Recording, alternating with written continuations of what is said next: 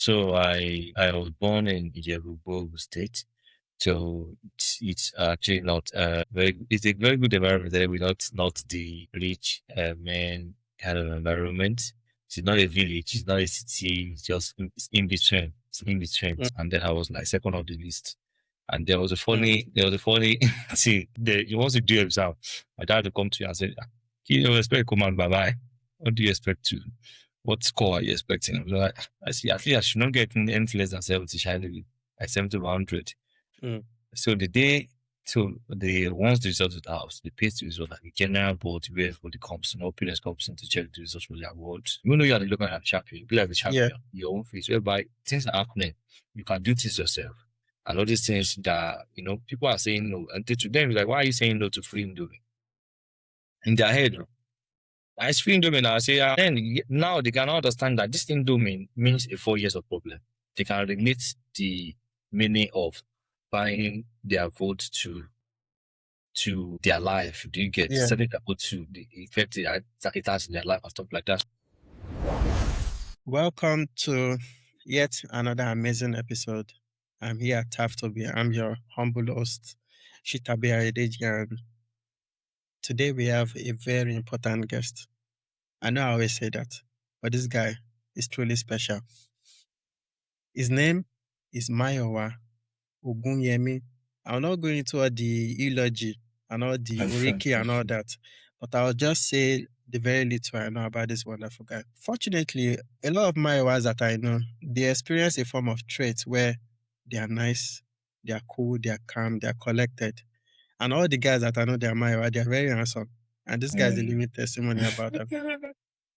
This guy, I was fortunate to meet him about 7 years ago. And as fate will have it, we reconnected again. Ladies and gentlemen, I welcome Mayowa Ogunyemi. Thank you very much for honoring our invitation. It's our very small show. Yeah. I appreciate your timeliness because you just immediately I offered, you just said, no problem, let's do it. And you honored us your invitation. So thank you for coming here and offering to share your experience with our little audience. So, Mr. Mayowa, Yeah, welcome. if you don't mind, introducing yourself to the small audience, let us know what you do. Let us know a little bit about yourself. Yeah, that's fine. Thank you very much. Thank you very much for having me around. So very happy to be on your platform. Very small platform. Anyway, yeah, I hope everybody starts from somewhere, Yes, that's the start from somewhere. So like I said, anyway, so my name is Mayowa Ogunyemi. So that's my full name. So we are all from Nigeria anyway, so Nigeria as well, but presently live in the UK, England specifically. I work as a software engineer. And then I've been doing that for a while now. At least we are still doing it as well. We hope to be able to create our own solutions to problems that will keep us more in the business anyway. But at least that's the software intro. Yes, sir. Yes, sir. And hopefully after this episode, myself and some of my audience will go follow on the road. No problem. I still get small ambition to be software developer. No. So from time to time, if something too hard for class, I could just email you, say how far. Yeah. This one too tough. No. So if you don't mind us going back, before you became a software genius, before you became a systems designer, back to where you were still running around in Zoom and underwear or something, troubling the house, maybe breaking a glass or two. What was your upbringing like? Your earliest childhood memory? Yeah, so I was born in Ijebu State. So it's actually not it's a very good environment there. We're not the rich man kind of environment. It's not a village, it's not a city, it's just in between. It's in between. Mm-hmm. So we are still doing our best to make sure we put it on the map. Are you with you now? No, not put it on the map in that way, put it not it's on the map literally, but putting on the map in a bigger repping your city. Yeah, Airport City.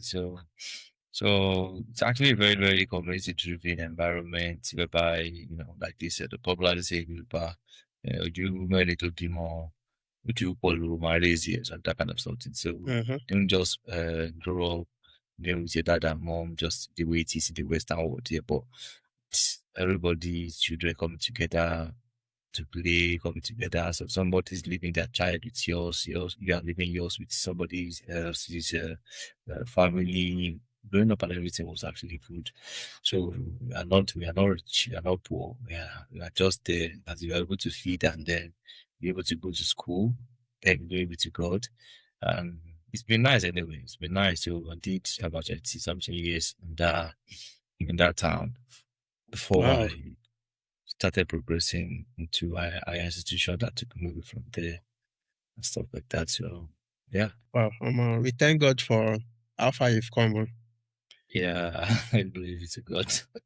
It's like at the time we met, everyone that just came together and met at that point, we don't really think as much where we all came from. Like from the other person's point of view. Yeah. We just know that we came to this place, we are sharing this space, and we are doing what we can to move on to the next phase. Exactly. So it's interesting sometimes when I look back and I'm like, wow, look at how far we've come. Yeah, exactly. And I think that's one of the things I appreciate the most about constantly hosting the show, because I get to see a different perspective. Sometimes I think I know some people and then I hear the background of the background story and I'm like, wow. And I feel blessed. So I know in this episode I'm going to feel blessed even more. Right, that's pretty sad. That's cool. So I'm of sure course, as well. yeah, I'm very certain of that. And hopefully you also feel blessed, because I think when you recount your story, you get to even count more blessings. Some that might have been forgotten. And then you, for a brief moment, you really appreciate and look back how far you've come. Even though I know you already noticed these things, but at least in this moment, you get to also relive those moments also. Exactly. Yeah. So what primary school did you go to? Do you still remember? Yeah, so that primary school, let me see. So I attended St. John Bosco Nursery Primary School. Today I did I think primary 1 to primary 4. What happened to 5 and 6? So what I did there, I was very brilliant then. I know, very, very brilliant. So I used to when I was a primary 4, my mom is a school teacher, primary school teacher. So I used to like do 2 days in that private school. It's a Catholic school, and then do 3 days in my mom's primary 6 class.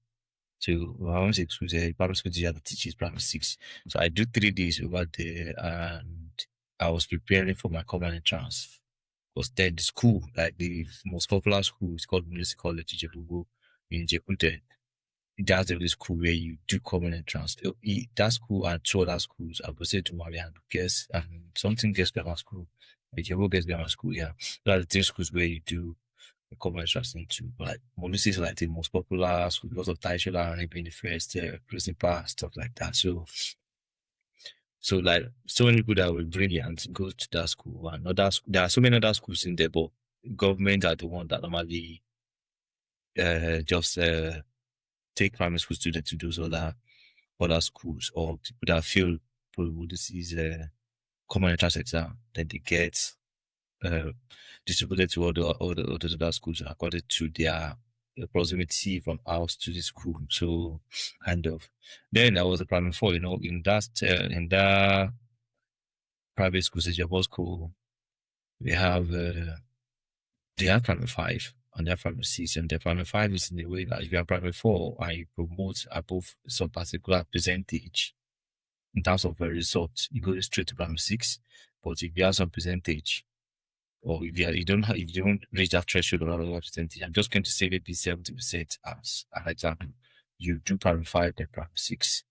So then my dad just said, okay, you submit this book, let's try you with primary 6 learning common entrance exams, because he was going to say I should try the common entrance. So that's how I don't know his mindset towards that process anyway, because he did say to me when I was in SS2, as well.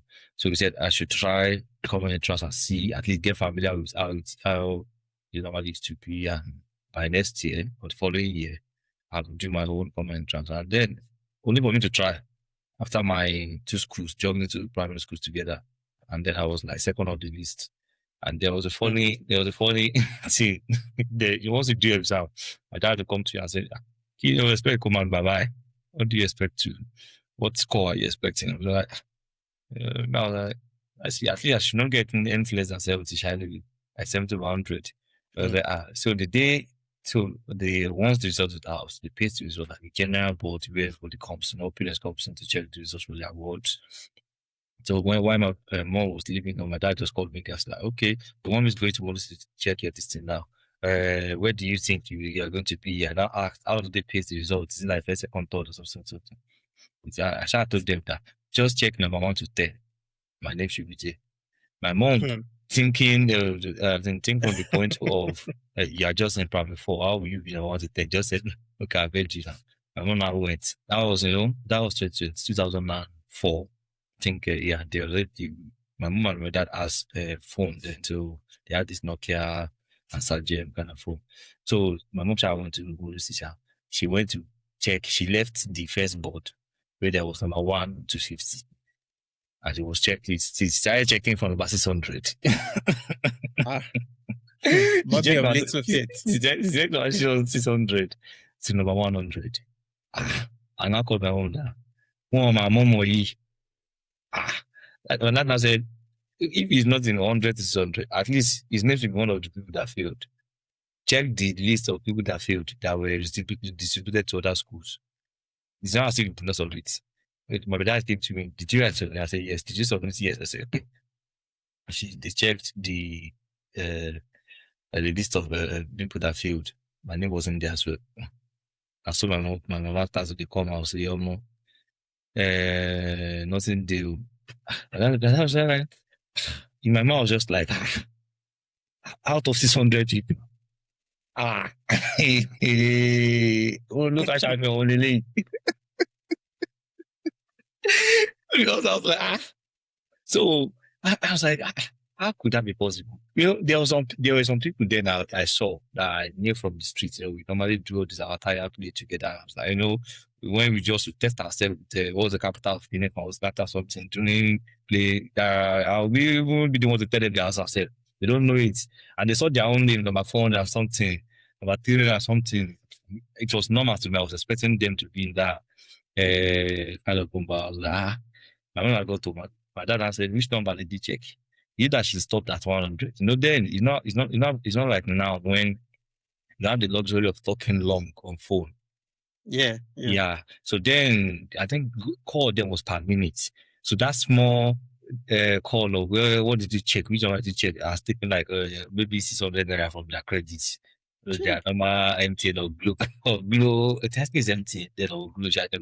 So I've taken it off from their credit. So people don't talk for long on call because you don't want to waste the credits or you don't want to start credit. I said she should not lie. Like she checked 100 to 600. How will I be first 100? Me that just try. I'm primary 4. I just say at least I should be within that 100 to 600. I said no, that's not possible. That was about 6. My dad said that he's going out to that they will both go back to check this again. I said that they should check 1 to 10. But I just said, I was not crying that. God forbid, though. How would you be finding me in 100 to 600? Did you see this person? Sitting or something. I said, fine. You see this person, 4 or something. Okay, fine. So there was now one guy that was practically copying me. So like the mom was like my mom's friend. They were family friend as well. So it was like, Mambo will all this kind of something. If he asked you, I should tell him. I said, if he asked me, I can teach. I can like tell him or something. No. So that guy too. It was my mom that was supposed to check that guy's result as well. Do you get? So in my mind, I was like, okay, children there now when we're doing that exam. I think I intentionally did not answer 2 questions. It's not possible that you not study the same score with me. So he was practically asking me for everything. I was like asking him that, what about Ayo? Ayo's result didn't come. He said, down to the not pick him to. I said, bah. Is it because of these two questions I did not tell Ayo that they did not pick him as well? So that means all the results that I told, all the answers I told her was also wrong. It's wrong. That's not possible. That's not possible. So I now asked my mom to. There was now one guy we were in prep before together. So I told him, because he didn't let our teachers know that we're going to do our teachers in that's syllabus school, primary school. You didn't let them know that we were going to do common class from primary 4. They were going to know they were going to be acting somehow against us because we still have seniors in primary 6.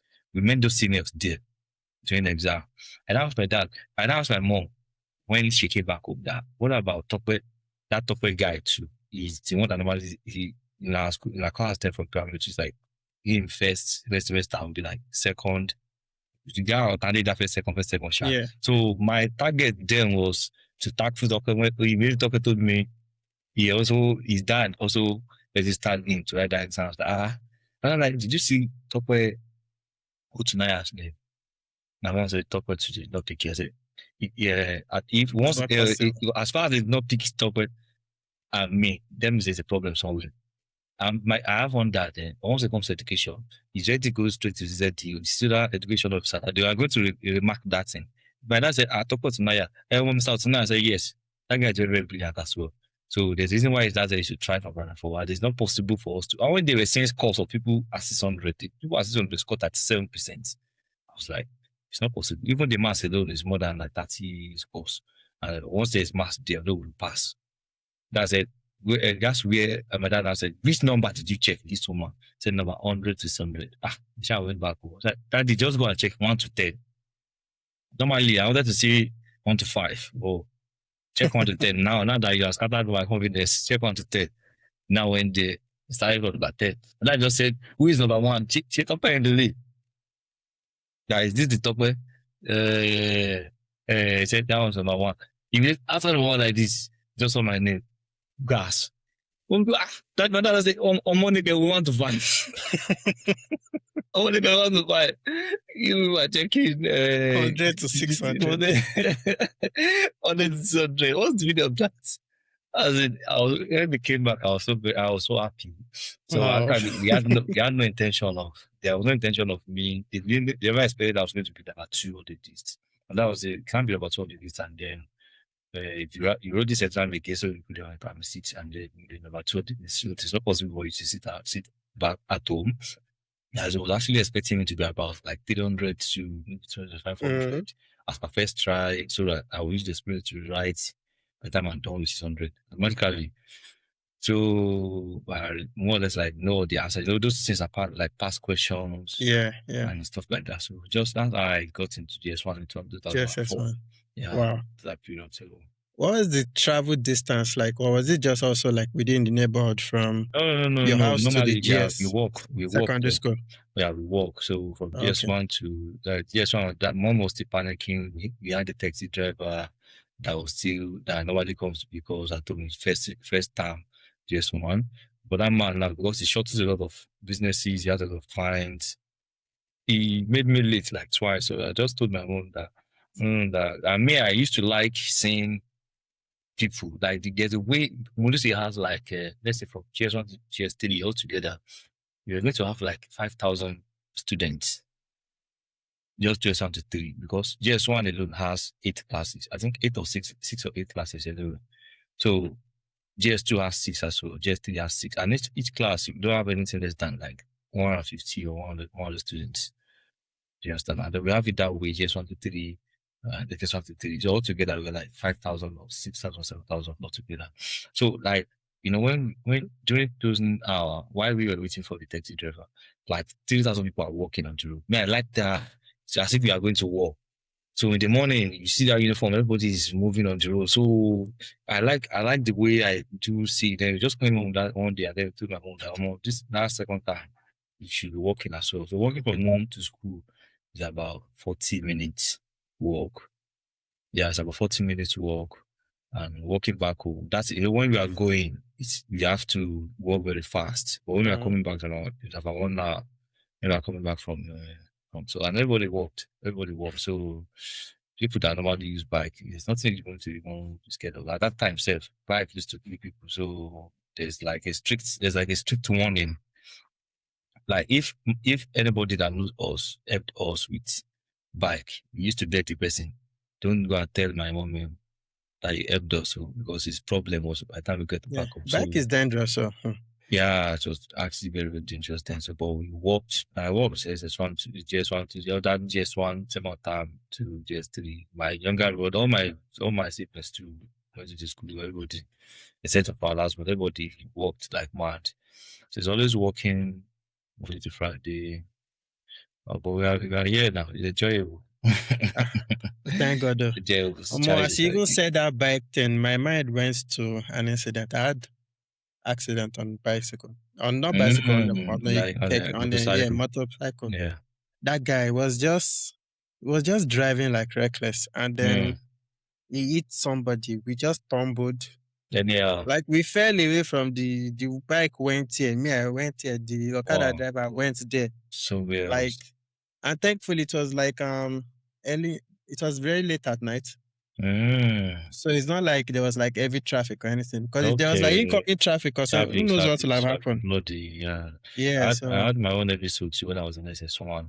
So we were playing on the bike, and the thing is, once all these bike men, if they are young, if they carry students, so they actually come and sync with your play, and they want to be doing F1 racing on the road. So we'll be gingering this one. Yeah, it might go lag, this kind of something.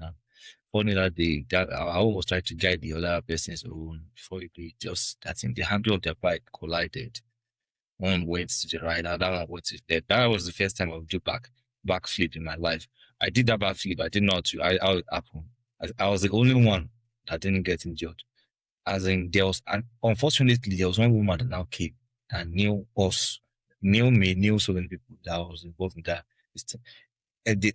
So others were crying before they were injured. Me, I was crying, begging the woman not to tell my mom that I survived this thing, because they don't normally give me, they only give me 15 naira. That's easy. You save up. So they don't normally give me money for bike. Yeah. Do you understand? So even my 15 naira there, I used to save it because of PS2. So I don't even use it for bike, but that guy that helped me, they just wanted to help me, and they dropped me like 20 minutes from home, where I can now walk to the evening journey back home. So, and that woman tries for officially. Didn't mention it. She didn't mention everything. So I was lucky. I just got home. My trouser was somehow. I got home before my mom. They had to quickly change my trouser. They just asked me what's wrong with your leg, but there was no physical injury. I was just feeling pain on my bone. Some days after the injury, but the other guy, that one has some pews. Yeah. I was just lucky. Very, very funny accident like that. But those bike men, the two of them had mad injuries. Very mad, because they could not escape the way we escaped. I did not even know what gave me the confidence. I just lifted myself. They were just ailing me that I did backflip. I was like, in my mind, I was like, backwards. Still they were going now. They're like, they're ailing me that I got to save you. I got that backflip. I was like, backwards. So I never did it like that. Today, I never even attempt to do that. You said, don't worry, don't need to explain miracles. They just happen. It just happened anyway, yeah. So, like you now graduated like from the primary school into the secondary school. Yeah, straight up. Yeah. Did anything really change for you academically, or it was just the normal cruise? Okay, like academic cruise all through secondary school. Yeah, it wasn't anyway. So when sometimes I think at every level, there's these reality checks that used to come. Especially when you grow up, and luckily for you grow up in an environment where they like education, you keen to it, you start passing. Do you understand? So what I mean is that when I was when I was in a private school, I don't used to think anybody, except when I met that top guy. So in my head, I was like, so people don't read at all, like me, because my dad mandated that you have to read your books right from primary school. So it's more or less like all these guys don't read. Me, I would have read if I came in. So there's this like local champion factor in a way. I got to secondary school. I was used to first, second in private school. I go to secondary school. First, second still in my common entrance now. Not knowing that secondary school now we bring in so many people, so many places. My first time, JSS1, I was like eighth position. It's like eighth position. Okay, which kind rubbish? Kind rubbish with this? The crazy part was that everybody was actually like a technique up or something, my dad was not the one breaking it down. That even if everybody has 80%, that placement points would make it. You can change you from first position to eighth position. Because it was like very, very sharp at the check. Like how are these guys so good? How are you? But the one thing that actually that I can't forget that changed so many things was when I was in JSS, we used to do junior school. Is it Junior YX, Yeah. then we did junior YX, and what me, I knew I was going to science class. I didn't have any thought of actually going to business class or art class. So, but I had a very good score in Introtech. I had a very good score in like science. I had a very good score, except for integrated science. That one I had a P or something. So they now said, okay, they now pasted my name. They used to paste, everything is pasted in my school. When they pasted my name and the class in front of the name was business class. Just because of integrated science. And now that was like an every requirement, like major requirement. Although other science students, but Introtech and all those other ones. I had so many other ones. I had very good score in mathematics and English and everything. So, but I don't know who did that classification there to. I wasn't myself until end of the day. I got home, I was crying. My dad was like, "What's the problem? You think I'm come? What which class did they put you?" I said, "Business." I said, "Never." He now followed me to school. The second day, he now got this village. So we met the VP. They were now saying, okay, the issue was that the integrated science was a major requirement for science class, and this and this and that. And but since that is what I wanted, they will put me there, but to be on like a probation. So my SS1 was like on a probation. So it was now reliant on my physics, chemistry, biology score for my first term and SS1 second term exam results. Do you get? So before the change going back, third time if I don't meet up. So I think that was like the first time, beyond being told, hey, by television, you go and carry your book. That was like the first time that I intentionally knew in my mind that, okay, I was still carrying my book. Yeah. So we don't really go to lessons. So we don't go to lessons. But that is always this. You can read it at home, person. You can sit down and read it at home and something. That used to say, oh, Taja, Kiri, anything. So then you can take a Bible verse. So I wasn't really this reading at night person. So, but that time, in my head, I was like, I can't get it, which kind of one is this one? So I was defaulting. I was like, okay, I don't have issues with mathematics. Let me just make sure this physics, chemistry, and biology, I don't have any issue with it at the end of the day. So, thanks to God, I had a very good result in my S1. Physics, chemistry, biology, those three requirements there. And they just left me the entire class. So just moving on and moving on. We got to S2 as well. So, the ginger was there, like very, very good ginger was there. It's S2, but that's to try NECO. I tried NECO in S2, so I think I had 5 credits then. Like the 5 core credit that I needed. Yeah. Yeah, so I just added them from a different school. So I think there are like very few guys that did it from that school, from obviously another school. So we did it with our seniors then. So SS3 now came, and the crazy part was that when the SS3 came, I didn't have physics. Maybe physics is my SS3. I didn't have physics. So luckily I had physics in my SS2 NECO. I don't know how, but I knew in my mind, inside me then that even though I was able to pass the SS1 physics, I started having issues with physics from like SS2. I didn't know why or what the issue was, but I just remember that once any question is like a word problem that is longer than 3 lines, it becomes practically a big, very issue for me to visualize and imagine. And I was just patching it. Like, okay, it shouldn't be that bad. So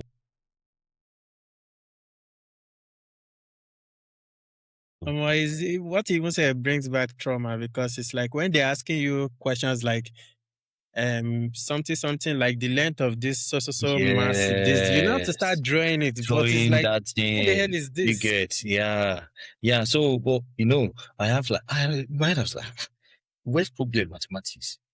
I don't used to have problem. Yeah, it's not the same as physics. Yeah, physics, Yeah. and then all this teaching. Now that I understand something, all this teaching sometimes depend on whoever is taking the subject or whoever is teaching that subject. Sometimes the way they are even and do it will discourage you. You won't even like the person, and they will make so many things complicated. Once you meet those basics, it becomes very big issue. That to even hard or that to build other things on top of them. So I think that SS2. So I failed that physics in SS3, my SS3 WAEC. I feel that physics is dead, but luckily I didn't have any course to write NECO again in my SS3. So I just combined that result in 2010. I applied to OAU where I went for my degree. So it was during that degree that I knew I had big problems with physics. Because everything was, because like the four courses we chose then, mathematics, English, maths, physics, and chemistry. For engineering those are the four courses. So I think I was very good at 3. Chemistry, I don't like chemistry, but I don't fail there. I don't fail chemistry. But physics, I was like, I like this. I like calculations. I don't know why. Once the question is too long, it was a very big issue for me. So that thing affected me even at if then. I was like, what's the problem? So luckily for me, that physics was the one that made my score very, very low, my cutoff, so that I didn't hit the cutoff. I think the cutoff for engineering was, I remember very well, maybe 240 or something. In the degree, it was about 67%. And my cutoff for degree got to ULP from post-term as well. Went to one nonsense course too. That was not like, you cannot pay, tuition fee for all this kind of courses. So my dad wanted me to study civil engineering there. So I just knew, so I think, sorry for interrupting. Is that the reason why from like secondary school you wanted to be in science class? yeah, so that was the thing is, from while we were growing up anyway, so we had so many character play that we have acted, so many engineering characters that we acted out. So from building like some, what do we call that, a rotor power canoe, turning can, to some cars that can do so many magics. So like casting and creating a lot of sense. So you normally call ourselves, we did the neighborhood now. So we have like set of guys that we know these are very, very good at like footballers. We call them like pusher, call them this and that. You are good at losing and scattering and rewiring and joining. You know that you are in like engineering category. So you have the builders that all those the adding blocks to anything. We know the chef, even though it is sand that we are cooking there. So people that are always ginger to drink Maggi from home and stuff like that, this one is your chef. So everybody has like categories of things they handle, things they there to do and stuff like that. So if we're together when you're young and you're ready to do something, you know you are going to participate in this aspect there. So I never knew, if they're gonna, I never knew there's something like civil engineering, computer engineering, electrical engineering. Like I just knew they were engineering, just like the way everybody just knew the medicine until you get into medicine and then you start You going have to into specialize. specialization. So I think my dad always loved civil engineering because him naturally, I don't know where he picked up the skill. Probably should have been an architect anyway. So he used to draw out house plans very well. Probably that was his dream. He studied PhD, BSc, MSc. He's like a sports person, too. So maybe now wanted me to study civil engineering for him. God did not allow that one. God did not allow that one. So because, while I was growing up, when I got to JS2, there was an offer for me to study, for me to go and learn computer. So I was supposed to pick between computer and barbing. And there was an offer. there was an offer. I don't know the person anyway. I know it's like a political offer though. A political offer. So I was like, they were contemplating that I should have like a soft skill, like one other secondary skill aside from just going to school, something like I'll be doing during the weekend. So it's just want to get us equipped with those kind of things. Do you get? So because then I used to think about it anyway. Then I'm talking to my dad. I used to whine him. Then now and then tell him that he should have just left me to play the football. But it's not as if I regret going to the computer school then. Whatever the computer is working now. Do you understand? Yeah. So, but then I was very good at football as well. But we kept on hiding that football part from me. But later name and just because we play football, they are like all these white people that were out, they used to smoke. They didn't want us to mingle with all those everyone then. So anything like football, they beat us like mad. Then. So my dad was saying, I was like, I should go and learn barbing. Once I'm done, instead of going out thinking I was going to play football on the weekend, I'd go and learn barbing. So I'll be there. That my weekend will be occupied. By Sunday we'll read, then Monday we'll go back to school and stuff like that. So, they got an offer from the local government about submitting info for some pupils from some students anyway that have interest in computer. And computer is not something that I've blown like now. Then it was like computers and electrical machine whereby in school, 100 of us to one computer. You don't even touch it. They don't even switch it on. But they tell you this computer is more expensive than school fees. You don't want to go and put your parent the problem by touching what they said you not touch. So I was happy then. I just said our computer new. My mom said that it's computer. You be bad things. If you not go to bad inside, that should be computer. So I was enrolled into that computer training in 2005. Then I was in JSS2. So I started going after school and fully on the weekends. Do you understand? So fully on weekends. So the beginning was a bit falling though because everybody was fast. I'm saying very, very fast. Everybody was fast. You were typing fast. I had to ask your guardian, this one that you guys are typing fast. You not consider the people that just train. You guys sure that I can later type fast like this. I said, and that child is first crawl before all they start walking and then run into that. So calm down.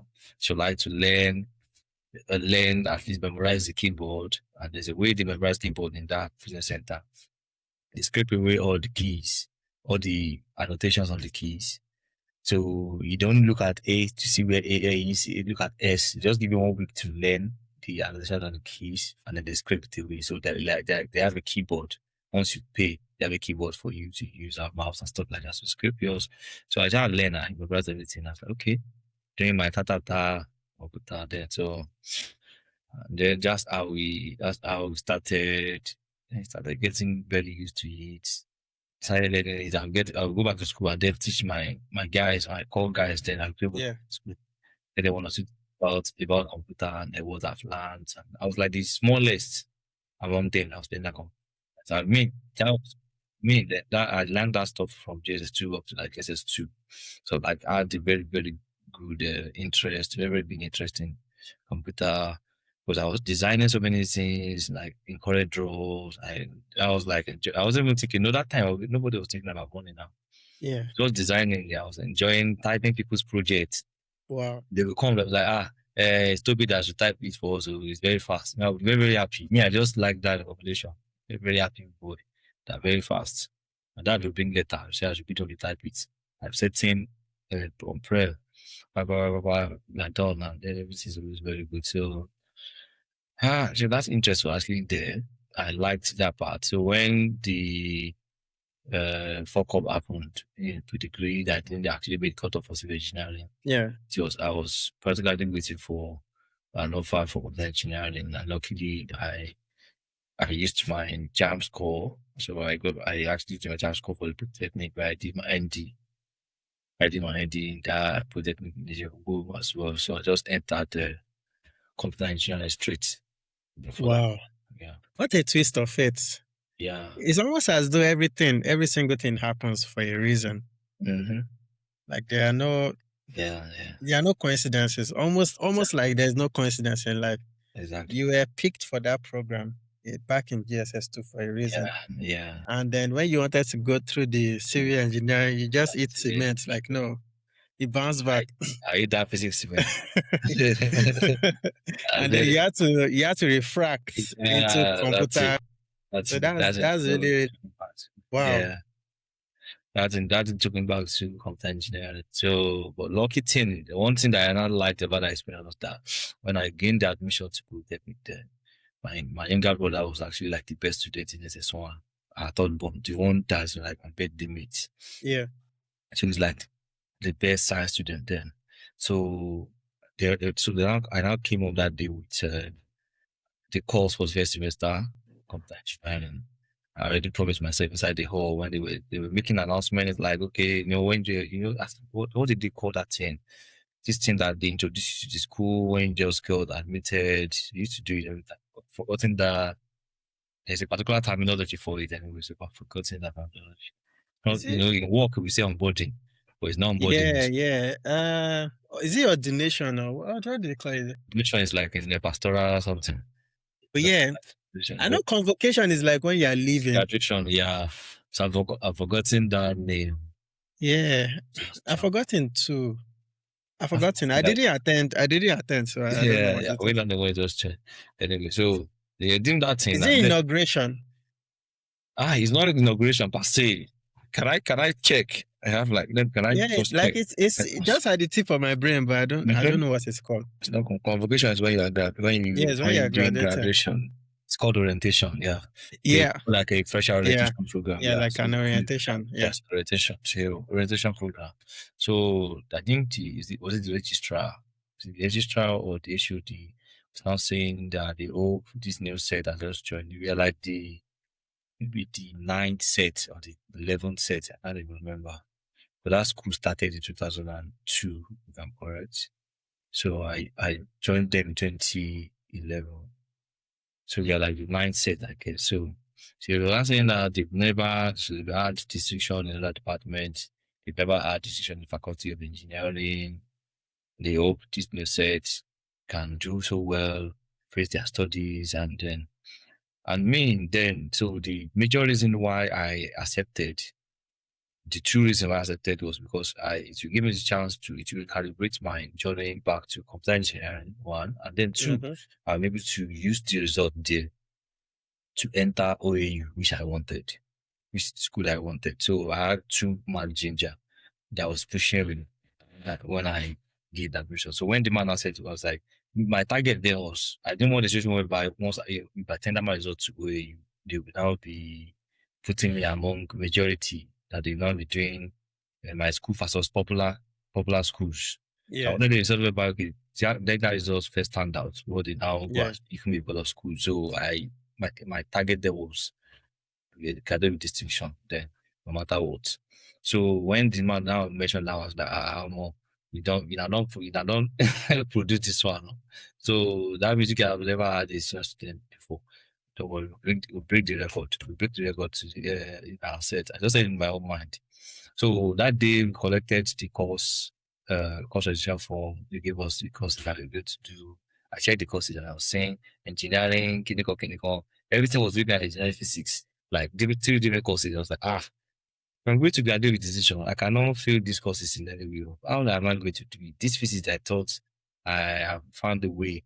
So I was expecting all the courses in that semester to be like computer, whatever, programming, this, repairing, whatever. So just everything. I think there were just about 3 intro to whatever computer is there in the courses. Other ones were basically tougher engineering, like intro to engineering, tougher physics course and stuff like that. So I got to jar lamenting in my room to my younger brother. We shared the room together. My younger brother, the one that data studies, data studies civil engineering. When I said it's very good, then that was how fun. And I said that I should try this Necon physics. This Necon physics is actually very, very good.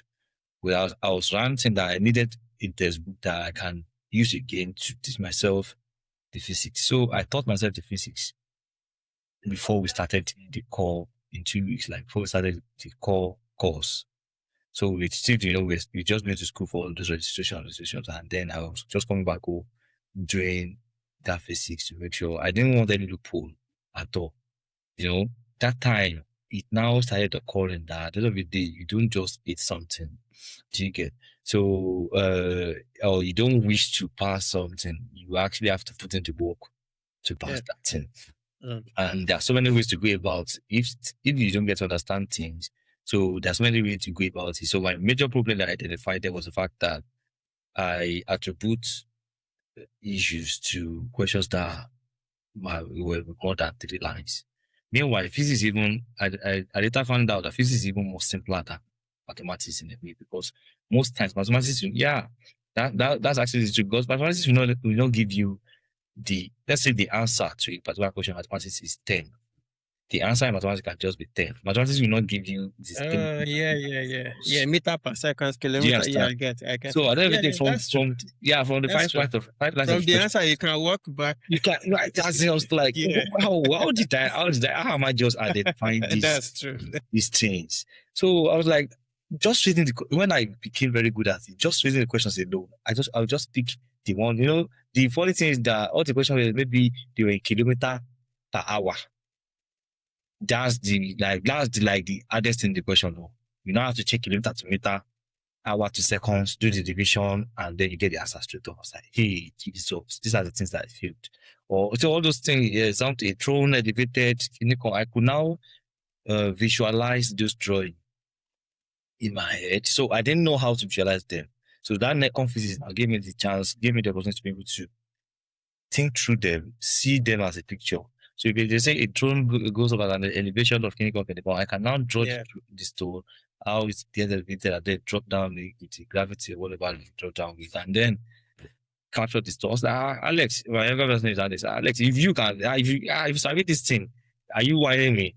Because I knew that guy was like the best at one when it comes to book. While we were in secondary school, all our secondary school, because I think he had like 7, 8, 2 pieces. Why I did not have that kind of results during my own time. So, and then through his own lifetime, I get to understand that your play group as well determines a lot of things.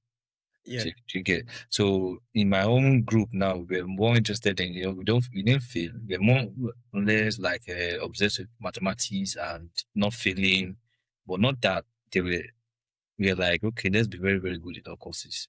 So I don't have this luxury of people that they were very obsessed with reading. Like my younger brother will leave home every Saturday.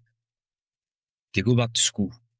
Him and his 4 friends, they go back to school and go and read. My mom was like, what you like is school by. Yeah, but I don't really once it comes back. So they're like first, second, third, all of them. So during their work, 7A, 2B, 6A, 3B, 7, 8A, 1B. So that's how they had their results. Do you understand? That's how they had their results. So, but I was happy to be able to finish up with that Necon. Resume back to school. So I resume back to school very, very pumped. Very, very, very ready for the engineering. Like, okay, now I understand so many things about this physics. So there's nothing anybody can tell me that I won't get. But thanks to the Schenken from where that was the very, very big reality check that made me understand that you have to see things from inside out instead of blaming other people. So that's the thing I still get to put in my head as well. So started the course. The first semester, blew everything. Second semester, blew everything. So I had a very, very high score from first semester to second semester. Polytechnic, I was 91 and 92. Yeah. So 91.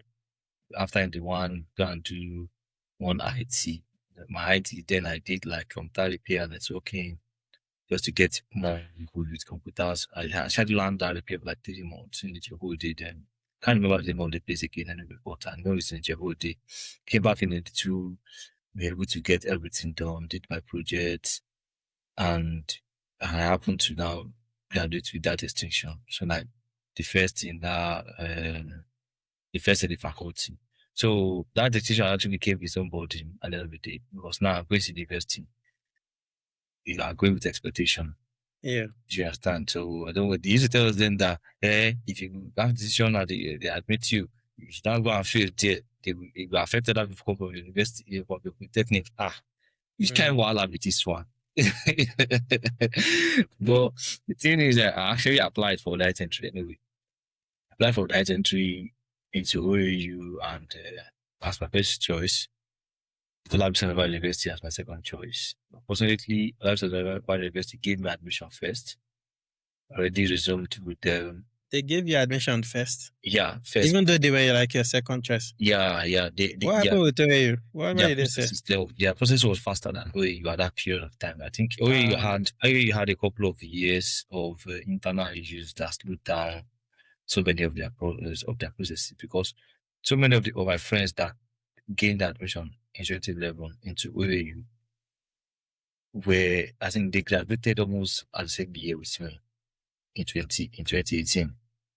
And they get admission like they had like delays, like people that were supposed to be 5 years graduated in 2016. They had so many delays between that another 5 years engineering, and then they graduated. What caused the delays? Is it like a strike or? Yeah, they're like internal strike within all this professor. I hate those things, man. Yeah, all this professor. It's just ridiculous. Within themselves because what. And then it's the students that will have to suffer for that. Yeah, you should go to the student because I also said now normally they released their admission list, which is for normal people that wrote jam, and everything just dried up. We didn't hear anything about that entry. So in my head I was like, oh, maybe it's my cross now. No, it's not my way. I won't go to the like that. Do you get? So yeah. I didn't like the school I used to. I did the degree there. I wanted to go back there. So, but only for my friend during tests, our first semester test, my friend now called me that I should go and check that the reason on news in school, that I should check this thing that wants to tell me to upload the blue background passport that I have gotten admission. Into OAU? Into OAU. Then okay. I had a friend that was tracking stuff for me then. So when I now got to my check that stuff, just put in my credentials and they said to upload the background passport. Immediately I saw that. You mean that my mind wasn't even in OAU. I was just trying to adjust to OAU. Is it because you fancy OAU? Yes, now I did as a superior school. No, I did my degree there, so I wanted. Oh, okay. I wanted to go to that school. Okay. Yeah, go to that school then. So I had to go to that school. I did my degree there. I knew I liked the school. My dad went to the school as well, so I liked the school a lot. And I wasn't even my mind. I was going to go to University a little bit, but immediately I saw that upload Google passport. I never wait to see it. I just packed my laptop. I told my roommates that I have to get to Jebu today. Just set some scores there. So I went back home. Just sat down with my mom and my dad. Like, I want to show you guys something. Me too. I've not seen it though. So it's not as if I didn't know anyway. I've already hit the road. Before I thought about it, Jebu everything confirmed beginning. Maybe I just waste transport fare class or that. No matter what, let me go back home. I got to the day where I opened the stuff, went to the admission. I did give me, I said, I've not seen it, but I just saw the news and then I was confirmed. Then I said, admitted, same computer engineering. So I was expecting everybody to be happy now, just the way I was happy, They were now, the happiness wasn't touching where I was touching that. Why are you guys so happy? What is the problem? The state cookies now. Okay. These things then. I don't know anyway. So I don't know. It's not as if I was out in my mind. I won't say I was selfish though, but we really don't know how money was being made.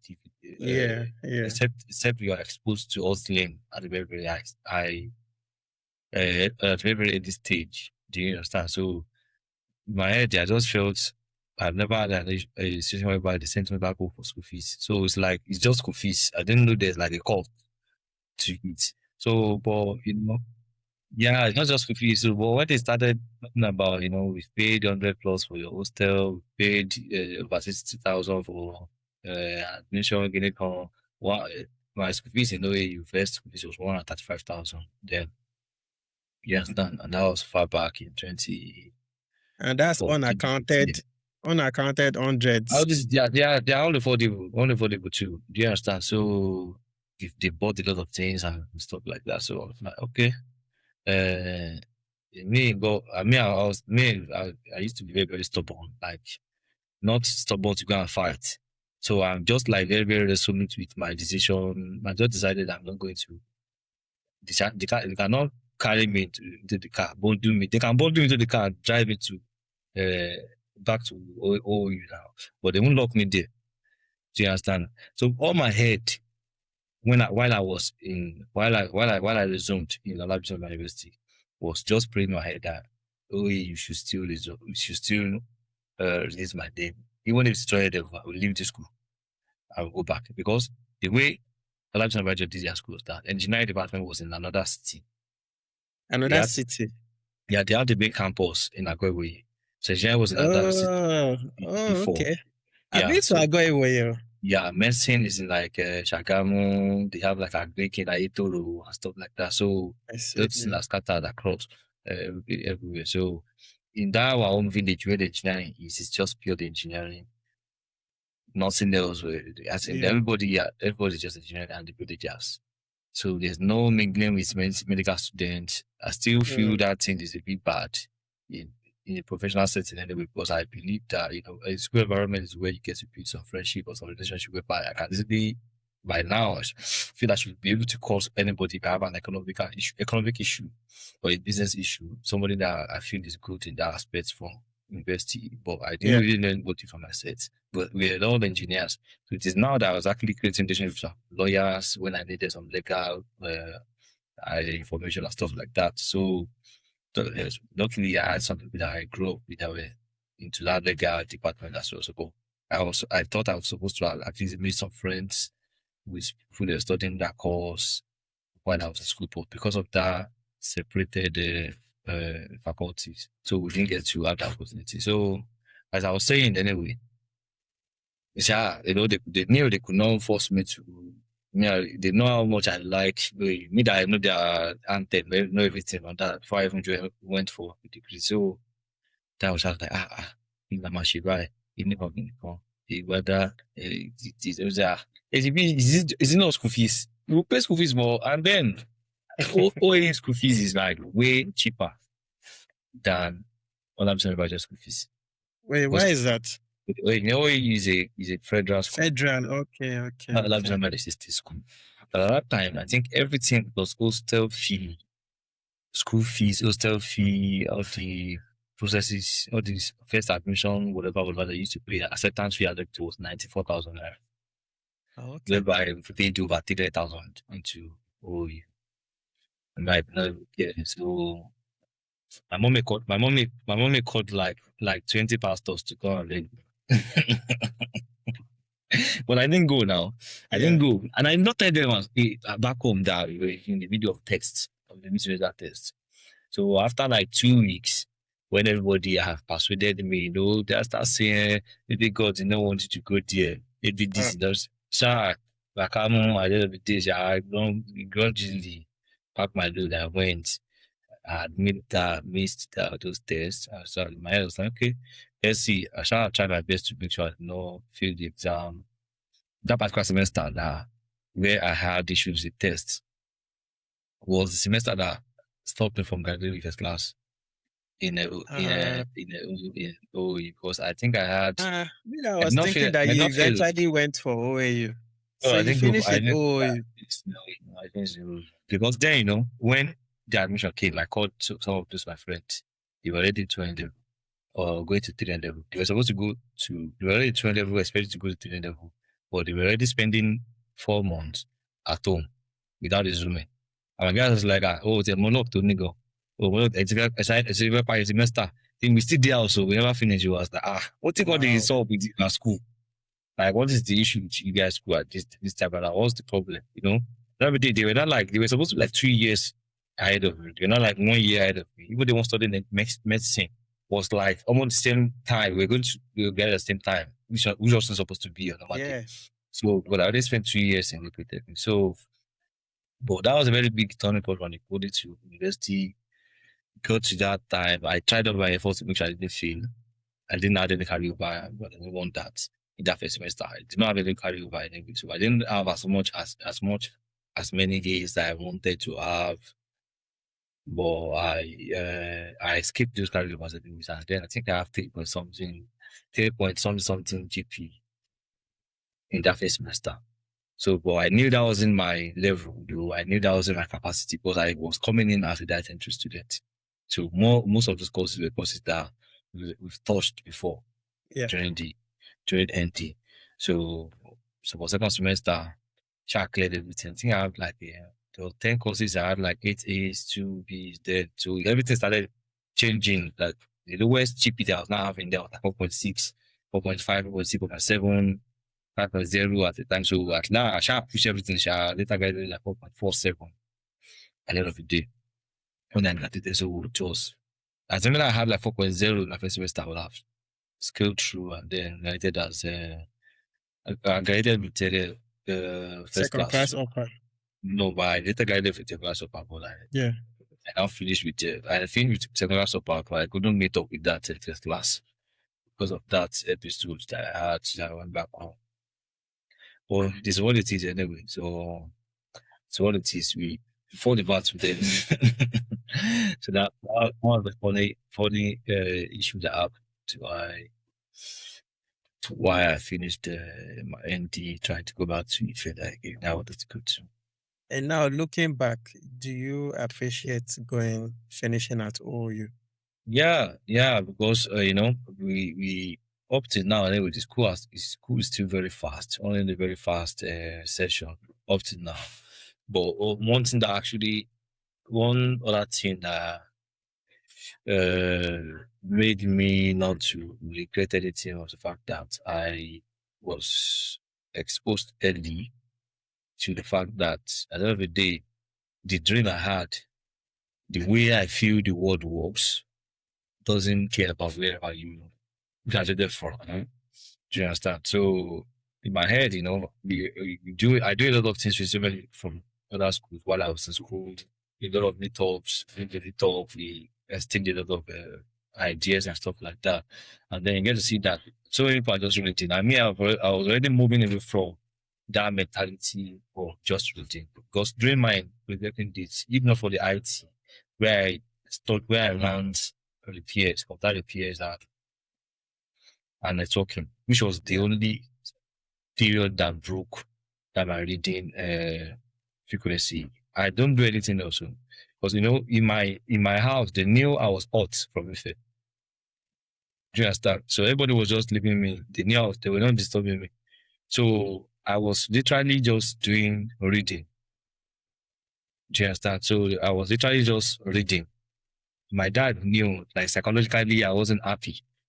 Yes, even when I just come home and then give him my result, nice one. You want to ginger me, like, nice one. My own is, I just want to graduate with decision. Carry my result, go and give to you. And make everything sort. Do you understand? So I wasn't like impressed when they were even saying, the department, they would be saying it now, they'd be like, whining themselves, like, it wasn't in my head then. So, but, after that phase, after that phase, when I got admission to student, then I met this friend, but I still like the guy that came to my house yesterday. So I met him in Osude. So he eventually became my best graduate student while I was like the third in the department at that time. That guy came in as a data entry student as well into OU from Apoli. So we became friends. So him is an Abeokuta guy, me I'm an Ijebu guy, and the normally say Abeokuta and Ijebu, they don't really used to mingle together. Me, I don't like people from Apoli because there are a lot of cult issues there. I don't like them, but it was just very, very different. He had an accommodation issue where we met. He was talking to me, but it was looking like I was suspecting him through his look. Then I knew this boy that came from Apoli, give this southern trip. So I just told him that I'm still suspecting that I'm not very, very convinced about his person. Yes. But that's like, the good guy is a guinea pig income. But we got talking, he got a place to scout. in the early times when we resumed at it. Later on, we became very close. He was with me out together at the so, but when I was trying to realize that in that period, while I during so we normally have this like 1 year break between ND polytechnic and when you get admission into university. Because I finished my ND in 2014 and university in 2015. So that 1 year now is like a long IT period. But if you want to do HND, you have to provide an evidence of that 1 year IT period. But if you want to do health entry, you don't have to. But that calendar is still you have to wait out that calendar. Yeah. To get admission to the following to the school, although if you approach all that process during that 1 year. So that 1 year, I used it to do manager work.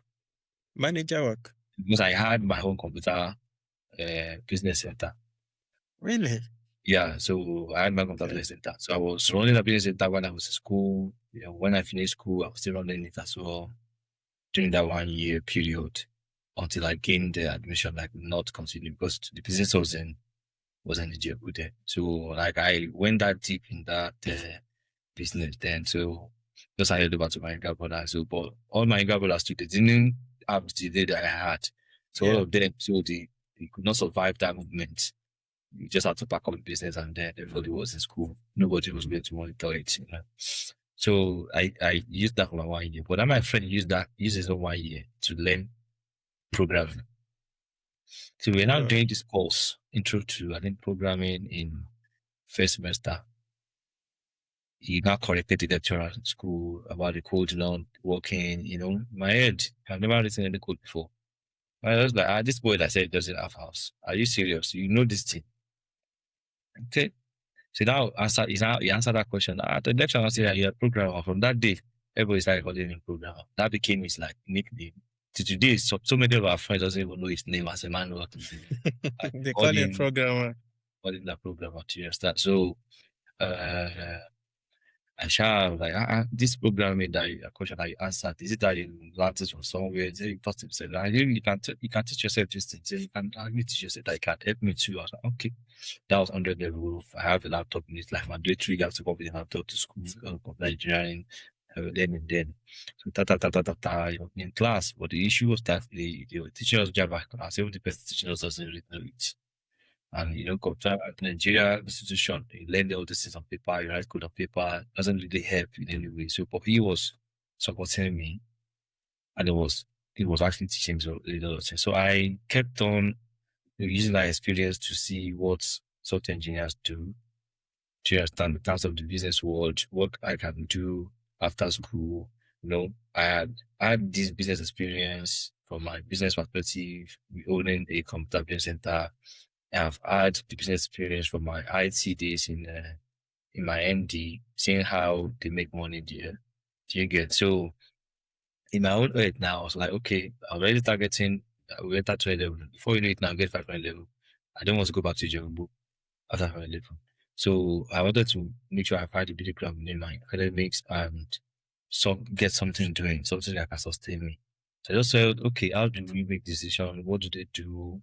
Software engineers, what do they do? They produce and things like that. So trying to pick why I was doing the just application, and then I wanted that actually stood out was that if I decide to focus on the computer repairs and stuff like that, people, even your customers, can know the price of all the parts that I want to buy from the market.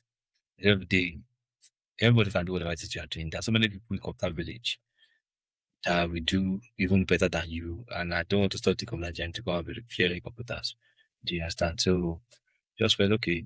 And you know, the popular slang, the popular thing about computer engineering was that it's very hard, programming is hard, which is true anyway, but that is the like popular thing, and that's one of the news that chased so many people away from it.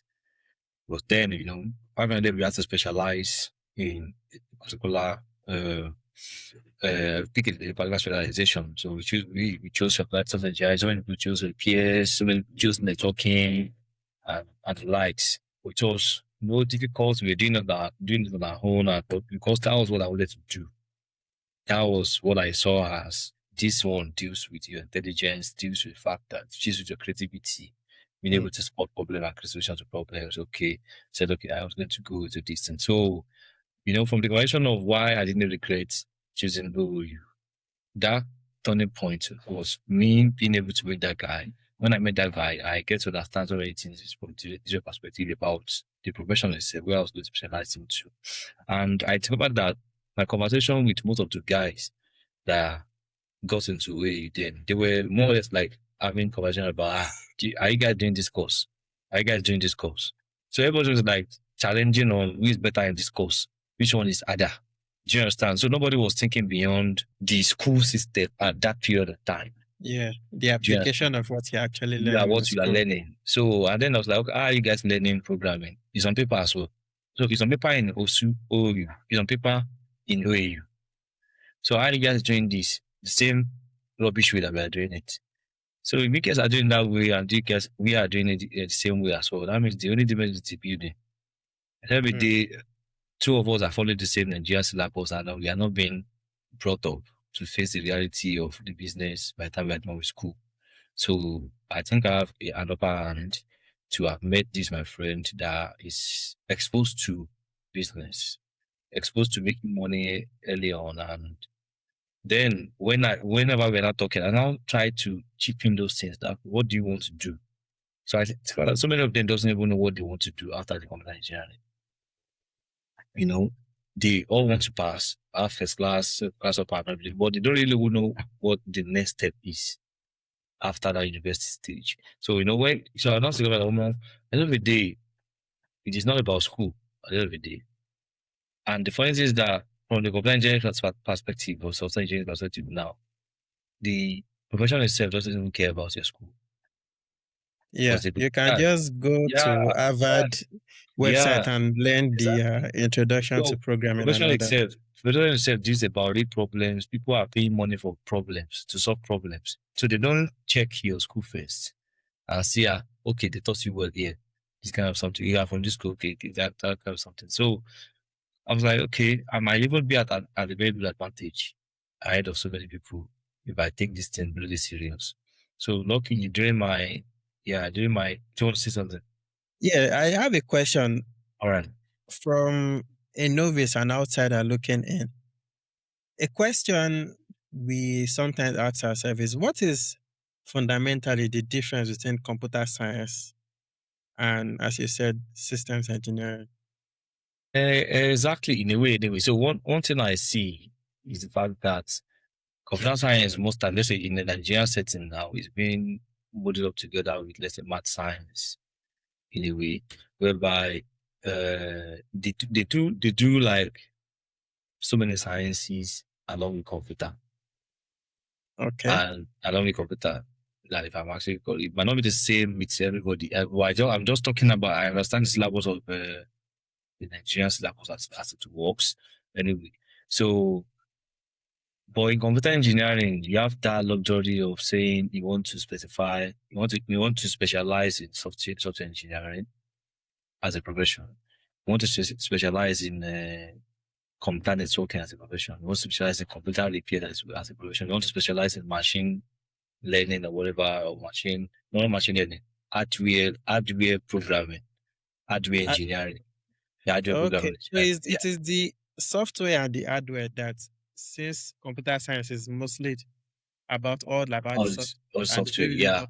So you guys know little about the hardware and little about the software. Yes, yeah, they have a combination of both the hardware and the combination of the software. But in the professional manner, so there's like an argument whereby they say, the computer scientists do this and that, engineering actually develop this, and then they do the planning. Everything to me seems to have become interwoven in a way anyway, because at the end of the day, if you're a computer scientist, grow in profession to become a software engineer, do you understand?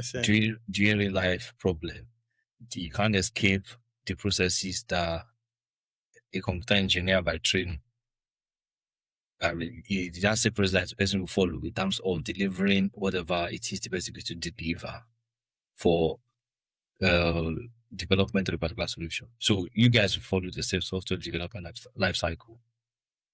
You follow the same software engineering principles. So even if you study Yoruba and then find your way into software engineering, you have to acclimatize to that software engineering practices and principles. So you are not restricted in any way.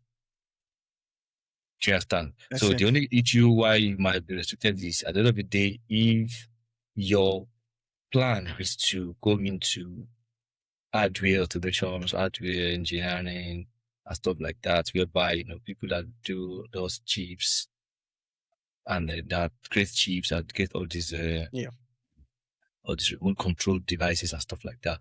So you don't want to go to computer science for that. So that one you have the fundamentals from and the basics from computer engineering. So they repeat for that because they can work hand in hand with all this mechatronics and then electrical engineers to get this done. But a little bit just hardware still needs to communicate with softwares.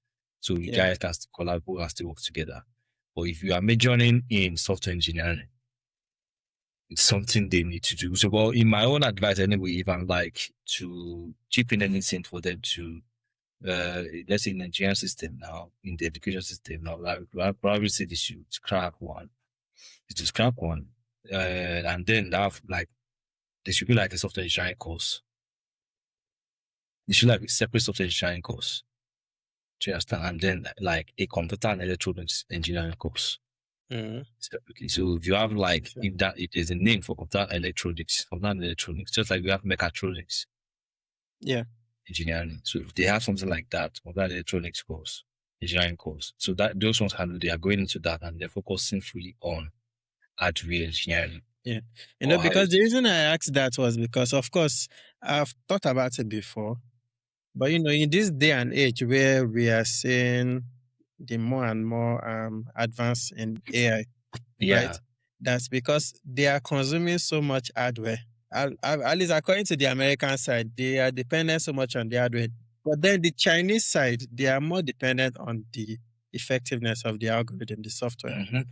So it's like they are like So from that perspective, so most of the time, as far as the computer system works, there's a pinch of hardware, a pinch of software, each of the two working together. So whatever, no matter what the system is anyway, as far as the full working system, there's an hardware communicating with the software. So but in that AI conversation, one thing I feel is some people have capacity. Let's say they have that capacity to have a whole warehouse of storage system. The data centers. Do you understand? So some might not have that same luxury of data center, even though they also have, but not that abundant, not at that level. So if I don't have what you have, I would surely want to create a leverage for myself. Like my dad used to say, I said when he was growing up, all his friends are very rich parents. One thing he knew they didn't have was good education or the zeal for education. And that's where he feel he can be at the same level with them by the time they grow up. So he had to work on his own education while they were enjoying the riches of their parents. So at the end of the day, it will become very good. And some cannot even stand to beside them by now because at the end of the day, no matter how rich your parents is, they are not that good. That have built family riches, family wealth. So most of those die with whoever has the money. So that's actually like the situation. That's the situation with most of those AI. And then anyone is actually fine anyways. Just do whatever it is they want to do. And just I guess we've spoken so much about tech, and of course we'll still speak about that when we get to the future and aspirations of your story. And then you finished university and you decided to go for NYSC. So how exactly did you end up in Abuja? Did you work it, or it's like destinies? It's like it's like a coincidence. The two. I would say like. Or did you want Lagos? No, I didn't want Lagos. When I finished in school, I already promised myself I wasn't going to go back to Jebu. So I was working on Fiverr while I was in school. I was working as a graphic designer on Fiverr. So already a bit of big boy, small big boy. Then I had to tell my dad that he should not send me money again. was there. Honest, that period, Flex. I knew it doesn't even like flex at that time because the funny thing was that my friend Emmanuel, like, that was eventually the best student, like student of our department. I didn't know until 400 level that he didn't have the water. Just that. So I didn't know. He normally leaves school every Friday. I didn't know he was leaving the school to work. In my mind, I was like, this guy is a Jipota. He always leaves the school every Friday. I come back on Mondays. Meanwhile, I was leaving on Fridays to like cut jobs, do a lot of other works. He was actually working as a like programmer for an institution in Abuja where he had to resume a person on Fridays. Do you understand? So you have to resume a person on Fridays and Saturday. So he has to be there, and then Sunday to go for the church program and stuff like that. So that was like a very big turning point for me. I was like, okay, if this guy can do this without having both parents, literally was one paying his school fees. So when I knew for it, I just called my dad, no. If you can buy this one, something must change inside me as well. So I took everything serious. I started working on Fiverr and work a little bit. So I was very full time on Fiverr as well. So I'm doing some work, so really, it's like when you make some decisions, that's when some other doors will open. So you are not being comfortable, you're giving comfort of yourself and move to Lagos. I was cutting at the church in Lagos and with a friend, not a friend, like a brother. I didn't know the person, but he linked up. So just tell me there's lights in his house. I just wanted to stay somewhere there's lights. And they said there's always light in that church. So, all this, what's the name of these people that normally make the church, set up the church in African churches that wear white robes? Oh, yeah. I mean, there's altar boys, there's the priests. What did they call this? The child the one that cleaned the church and I'm not the one that cleaned the church stands. The cleaners of the church. Yeah, they clean the church. Yeah, they clean the church. Okay, I don't know the name of that one. I can't remember the sexton. They call sexton. Oh, okay. Yeah, so that Elmo was a sexton in that church, in that church. So I decided to live with him. When I spoke with my friend, they was that mo dé advice kò lọ gbé lọ́dọ̀ sexton mà ní ilé ọmọ fáyẹn mo ní dádì ṣé náà wà ń bẹ̀. That's when I spoke with our own venerable. Then say, there's always light in Lagos. So in that church in Lagos, there's always light. If there's light there, I want to be there.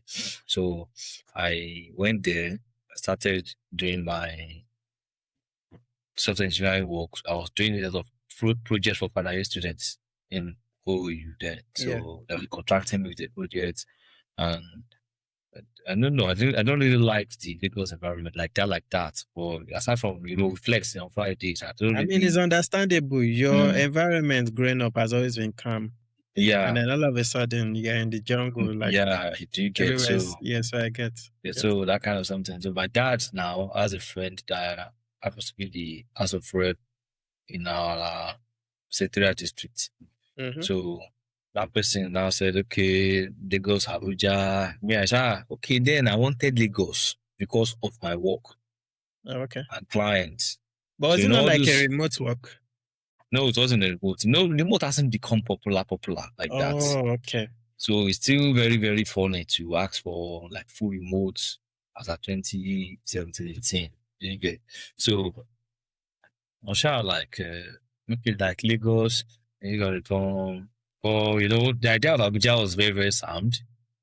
Very, very, very interesting to me too. But my issue then is that I didn't know anybody in Abuja. I didn't know where to live.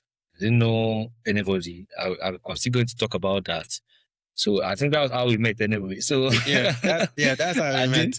I didn't know where to live. I didn't know anybody. So I didn't know there was assurance of if you are doing Abuja, you're going to be in Abuja. In my head, in a way, there's 1% over that. Okay, this man is going to say, I live in Abuja now. He's going to live with me. So that will solve the issue. But my dad is this kind of person that he used to tell us that he started fending for himself for 16 years old. And he's happy that every time that we've had to live outside home, we've not been causing any issues.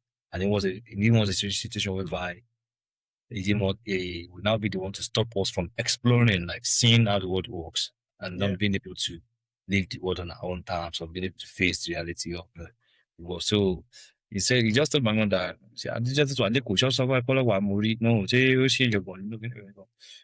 There was Abuja now. Why not pick Abuja? Me, I did not want to say Igbo Magbe. Then I was researching and then seeing that Abuja's house is expensive. I know my dad's pockets. I still have 3 younger ones in school, universities there. So, what was it? And then what was I earning? I think they were paying me 70,000 where I was working in Lekki, Jakande, something then. So I used to go there like, so it wasn't as if I was working remotely. So it just says 3 days contract. So now, so I was there. Software developer then say 3 days, you have to be there 3 times in a week. Other days I'm like off. Other days, but those 3 days, almost like go. That off day, I'm like dead. Just sleeping every time. Because I have to leave home by 4 a.m., come back by 10 p.m., whether I close by 6. You understand? So I was doing that in Lagos. Then me, that was giving me money now. Even though I knew in my mind that money wasn't that much. It's just more or less like a stipend. Like, it's like, do I now go and face Abuja where I don't know anybody? I don't even know how commercial the place is. I don't know, because everything I was checking in the commercial side was very, very discouraging. Do you understand? The company fact that I didn't know where I want to start, but the man ready to help me to Abuja, and there was somebody else that we were trying to speak with that was supposed to help me to NCC. So that possibility of NCC was why I was perfect. I actually had no issues in Abuja. So along the line, when we ready to start, I think that I wanted to go to the east. My mind. I wanted to go to the east. Yeah, I wanted to go to like. What was entering your eyes in that east? Like, what attracted you to the east? Not so much. It's finding girls that was entering our eyes. Priest like you, pastor like you. I had too many friends that was there. I had a few friends like there. They meet in school. They tell me that it's fine. It's this, is that. There was no issue. There's everybody was talking that part. More is like it's actually calm as well. Actually calm. So I was like, okay. When I was choosing I was generally choosing Eastern and South. I want one Northern states. So I now checked. My friend let me to check anyway. Now I just called me that Abuja was this man that did it. Nice. My other friend that picked Abuja said, I don't even see chance to pick Abuja. The friend that picked Abuja, they threw him to Adamawa. No. They threw Adamawa. Now later relocated to Ibadan. To Oyo State. So I think 2 of them is to Oyo State. So I was now the one that went to Abuja. So I went to Abuja. So kidnapping hasn't been this parts there too. No. Went there from Ibadan by road, go to Abuja to camp. Camp. I was football made me popular in camp. Because I was playing football for my platoon, so I was very popular. So I had so many people around me. I was just talking with so many girls. Then there was one of these girls, I think her name is Elizabeth. That we're not talking. Elizabeth, yeah. So like Elizabeth, like Kubwa Elizabeth or another Elizabeth. Kubwa now, like Kubwa. Okay. But she lived in the lodge as well. Yeah. So I was not speaking to Elizabeth. So like from the one that we met, we were not hiding anything. I'm just telling me I'm here, and then I'm living this 21 days here without knowing where I'm going to after 21 days. That I don't even know where I'm going to live. This kind of thing. So we had the conversation that got to the church I go to and stuff like that, But the point is, whenever we meet ourselves in camp, we're always talking about how far with your this thing now. Do you have a place to stay now? But she knew a place. I think she had somebody she could stay with. I don't know whether I think she didn't. I think that place she couldn't stay there for long. She couldn't stay there for long, so she was looking for like a long-term place as well and stuff like that. But I think she still has somewhere she can go to. But because I'm a guy, she can't take me along to that place at that period of time and stuff like that. So, but we don't really meet every time in the camp because most of the time I'm with other people. I guess girls are now, they used to be like jealous about each other. So she just sit there like, no, I can't talk to you now. So that time, once just we see herself like, how far? I didn't know she had it in mind. Like that thing was disturbing her as well a lot. So until like the last day, I was still expecting 2 things were actually disturbing me. The NCC call-up letter. I was expecting NCC to send me for somebody to come and call me that SC, I have like a mail or something. I wasn't hearing anything. I shout over that. I just spoken to this man. There's nothing coming up. I did not hear anything up. You know, my dad I said, anywhere they post you, just go. You are there already. You're not coming back home. So just go. Yeah. So that's the anyway. We're going to be was the PPA team. I just saw NYSC headquarters. NYSC headquarters. Wow. I said, no wala. Let's go there. No, them. The first part is that one thing I understood was that if you don't know anybody, people that doesn't know anybody, they just pack another to NYSC headquarters. Really? I see. Wow. Most people that don't, most of those Abuja companies, if you don't know anybody, you take your PPA letter, they'll send you back. That was when I knew they chase people's PPA letter. That was my first experience in this too. But I didn't take my own to anywhere because I didn't know anybody. I didn't even try. So just broke my stuff. Gave me this thing. So I was just looking at my this thing. I went to God, which kind of place is this? Maybe it's in my head, maybe it's going to be their IT place, I was thinking, my own type of life at that time, from that period of time. Once they say something is hard, I'm always quickly looking for, I'm like a very optimistic person. I'm really looking for like a little positive to hold on to be able to fight that battle that is there. So everybody was like saying obviously about this time, maybe it's going to be the IT. Let me just assume it's going to be, I want to use down to console myself. Let's assume it's going to be the IT that they're going to put me, and then I'll enjoy it. It is IT, I'll enjoy it now. I think I'll see how everything is going. So I was in that mood, not too bad mood, not too good mood. I just came. And I said, she has seen her. I didn't know where they posted that again. That posted her somewhere.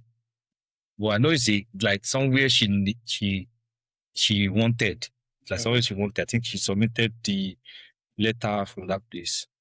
Maybe I'm not sure. Is it NFF or so? I think it's NFF. I'm not sure. I don't know where she yeah, went. I'm not sure. But I know it's like a sport. Is it not NSC or NFF? That's why I said, this thing, I don't know that you have leg like this. How will you enter NFF? You people just be, and then I'm just happy, very funny. Nobody knows who anybody's daddy is. Yeah. And then everybody goes there. Yeah. Everybody you are from Jemongo, you look like a champion. There's this guy that I rode with all through, like we're really close. I still have his number and we talk from time to time. This guy, I didn't even know he had connections to the point that as NYSC copper, like us, it was only like say 150K from the hospital plus Alawi again. I was like, what kind of people am I surrounded with? Imagine, so that thing was so funny then. So I think he had now, I think she too now, that one has been sorted. She wanted to, like I said, she wanted to somewhere long time. And probably she has met you already at that kitchen side that the boss was. Okay. So she has met you, she has written her name. She was now running around. Where is this guy? She knew she left me where I was being moody a bit about I wanted to go to Miami to go and eat. I start calling or finding how I shall find one place to go and sleep or go and use the money that they gave me to go to hotel to sleep and then go back to Jebu. At least let me go and refresh before I come back. You get. So she saw I called. What is the problem I'm at? This side, what my miss me there? So from said, you said you are Anglican. I said, it is now Anglican. I come and go and meet this guy. This guy is in NYSC kitchen. The broad boss. But I think I said, seriously?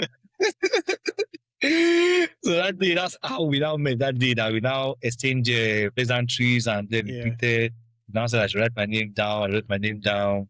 And then there was a boss that took us. Submitted everything to my mind now. Like on the last day, I just tried let me go and get something to eat. I won't take long. I went. I don't even. I just called my dad down. Alpha. These people from Ica Church. I don't know how the miracle happened, but at least somebody picked me up. This is 9 minutes. And I'm not going to anything again or to a church. I'm happy. I'm happy to even hear that story because I was in a sticky predicament also. I didn't know anyone in Abuja. I didn't know where to stay. I don't know if you ever met David. You probably did not meet David. But David was the president back then. Okay. And on a Sunday, he came to church. That was even the only time I went to church throughout that whole 3 weeks. And when I got into the church, they were announcing that if you don't have a place to, I was like, what kind of coincidence is this? So I met them after the service. Then they said they'll come on the Monday and take us. And that's how I just escaped. And I'm happy. I'm happy the church was also of help to you guys also. I had one other chance then, but that chance, because I had a girlfriend that is now my wife now. When I came to Wait, camp. you guys met in camp? No. Okay. So we dating before I left for camp. So during like 2 years before that time, so I think 2 or 3 years before that time. So that time I met another person. I met, like, you keep meeting a lot of people in camp now. It's just where I met this person in camp. There are a lot of some other guys that were chasing this person away that time. That one was like a Yoruba girl. Abuja doesn't have a lot of Yoruba people.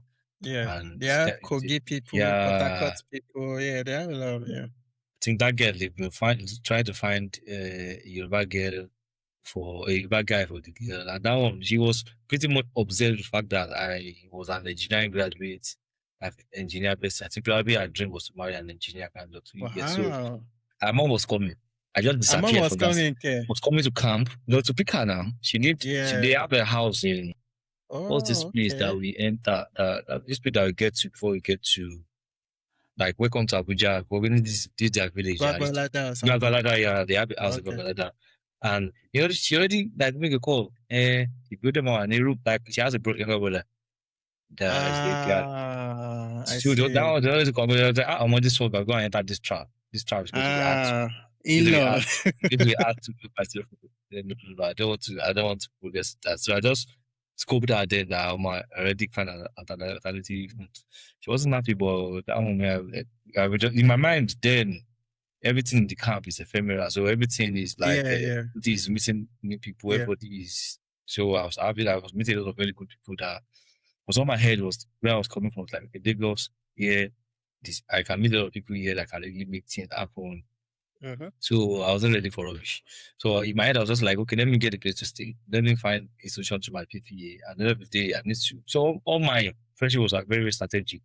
It was like people that were talking sense, making sense to me in terms of what they wanted to do going forward and stuff like that. So I tried to discuss that. This one I have, this kind of stuff. So that this lady found a place for me for a long time. But I may different people. I don't usually have good experience every day. So I just knew I don't want to go into and then be indebted to this person and every day when you have nothing to actually give them. Just tell them that and so I just follow the debates, follow you, enter the Anglican church. Now I'm curious. What was your overall take from your stay in the ACF? Yeah, it's actually nice. It's actually nice anyway. So I get to actually allow myself to enjoy it because growing up over time, even in school, I'm not like a student fellowship person. Yeah. While I was in school, I prefer to go to the main Anglican church.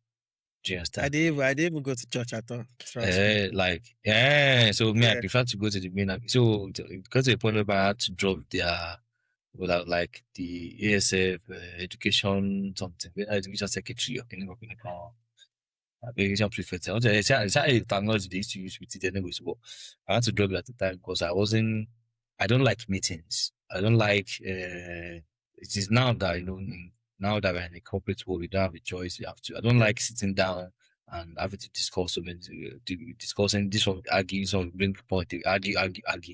Some people like it, they like expressing themselves, talking about it. I just like making things done, backhand things. Let's get things done and let's get it done. Just share everybody just for me to get it done. So, and then when that came as well, I was already in my head. I was like, except for the meetings, everything was actually going fine. We had one or two counter as well today, Because me, I'm like a very, very principled person. Everybody, things have to be done in the very orderly manner, and I don't like people using position to write me. in any way. Do you get? And it's something that I feel is very, very common with student fellowship kind of setting.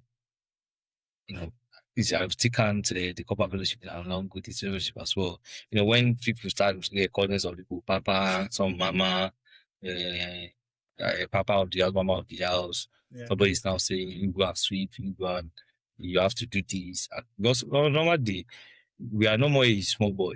We are no more small. We are no more small boy. I guess. Do you understand? So I feel, in my head at that point in time, for somebody that I've actually lived alone and stuff like that, I think in my head I was like, people should have been responsible to a point whereby you want to clean up where you are living, you want to do things in an orderly manner, and even when you want to lead, you have to lead by example.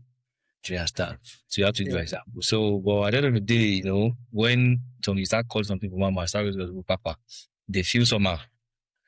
They feel somehow. They have some kind of instead of taking as a responsibility, they want to start commanding people around. They want to start, we have to have some and in a way, discussions around the ball.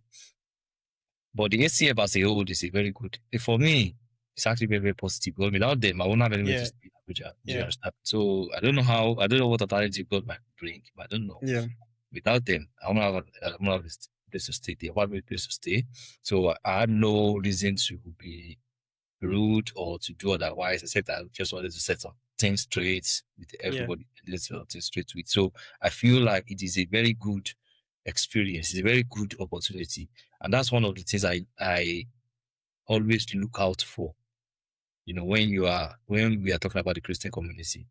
So, I've always been one of the people that criticize churches having expensive schools that even church members cannot go to.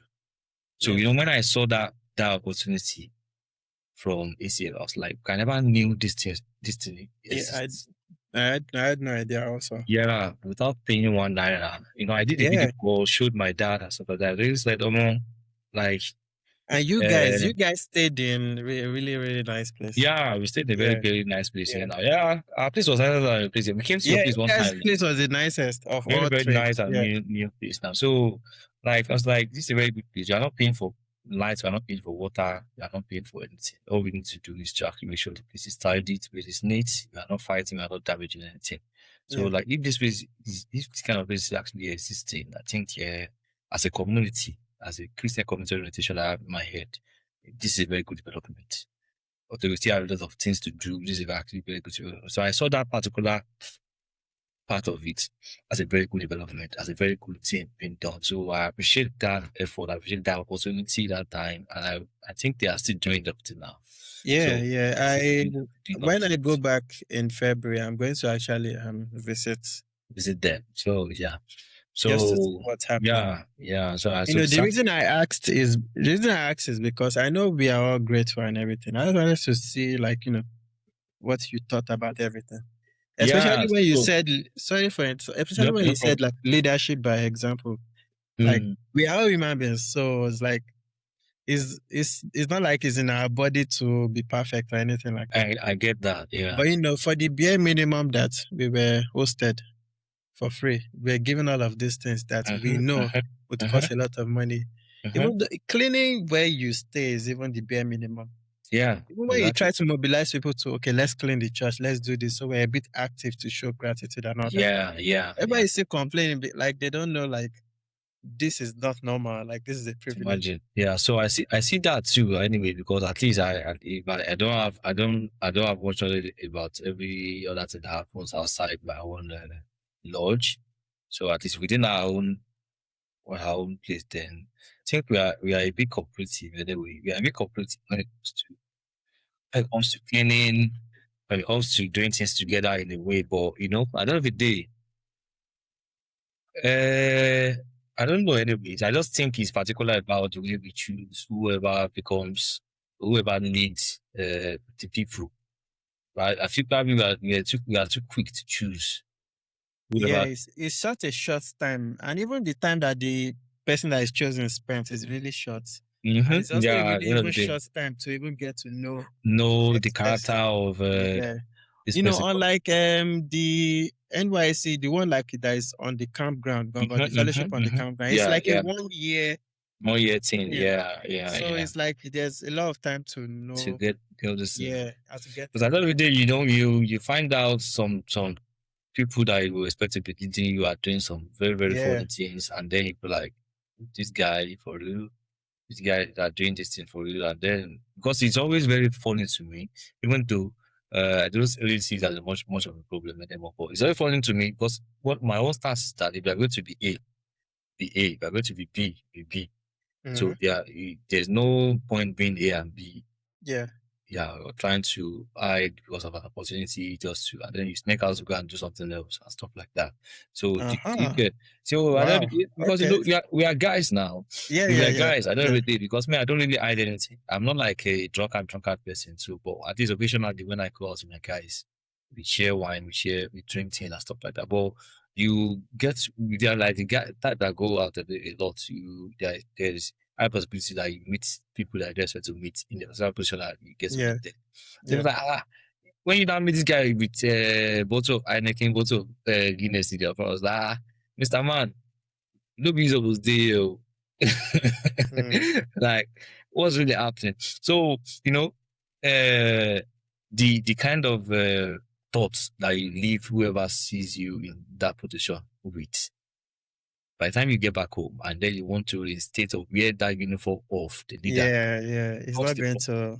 So even if I as a person would not show you or probably react to you with due to what I've seen, after I still want to do my things. Some people will actually stand up there and be like, no, they don't accord you that kind of they are same respected anymore.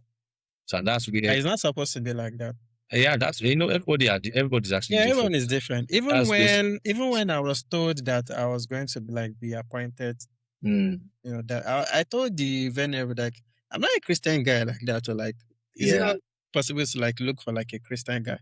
And I was like, what they need is not a Christian guy. What they need is more of like a leader guy, like or even more than a Christian guy. I was like, is it in church that they're saying this? So I was a bit surprised. I didn't know. So it was actually that. So I think that is one thing that actually, whether the lady, whether the guy, that's one thing that drops 1 or 2 resentment within guys, and then it's like, okay, at the end of the day, you have this very high respect for, but you are a bit down like this. Some people will actually react to you. Me, I just feel this is a normal way of life. Although I know who you are talking about anyway, but I don't have that much issue. I know who you are talking about. From the moment you said it a couple minutes ago, I already know who you are talking about.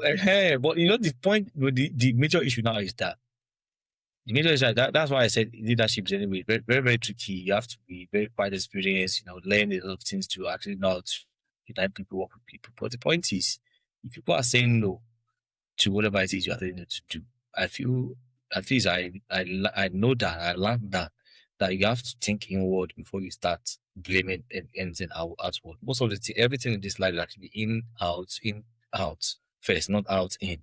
So you don't want to now assert things on people.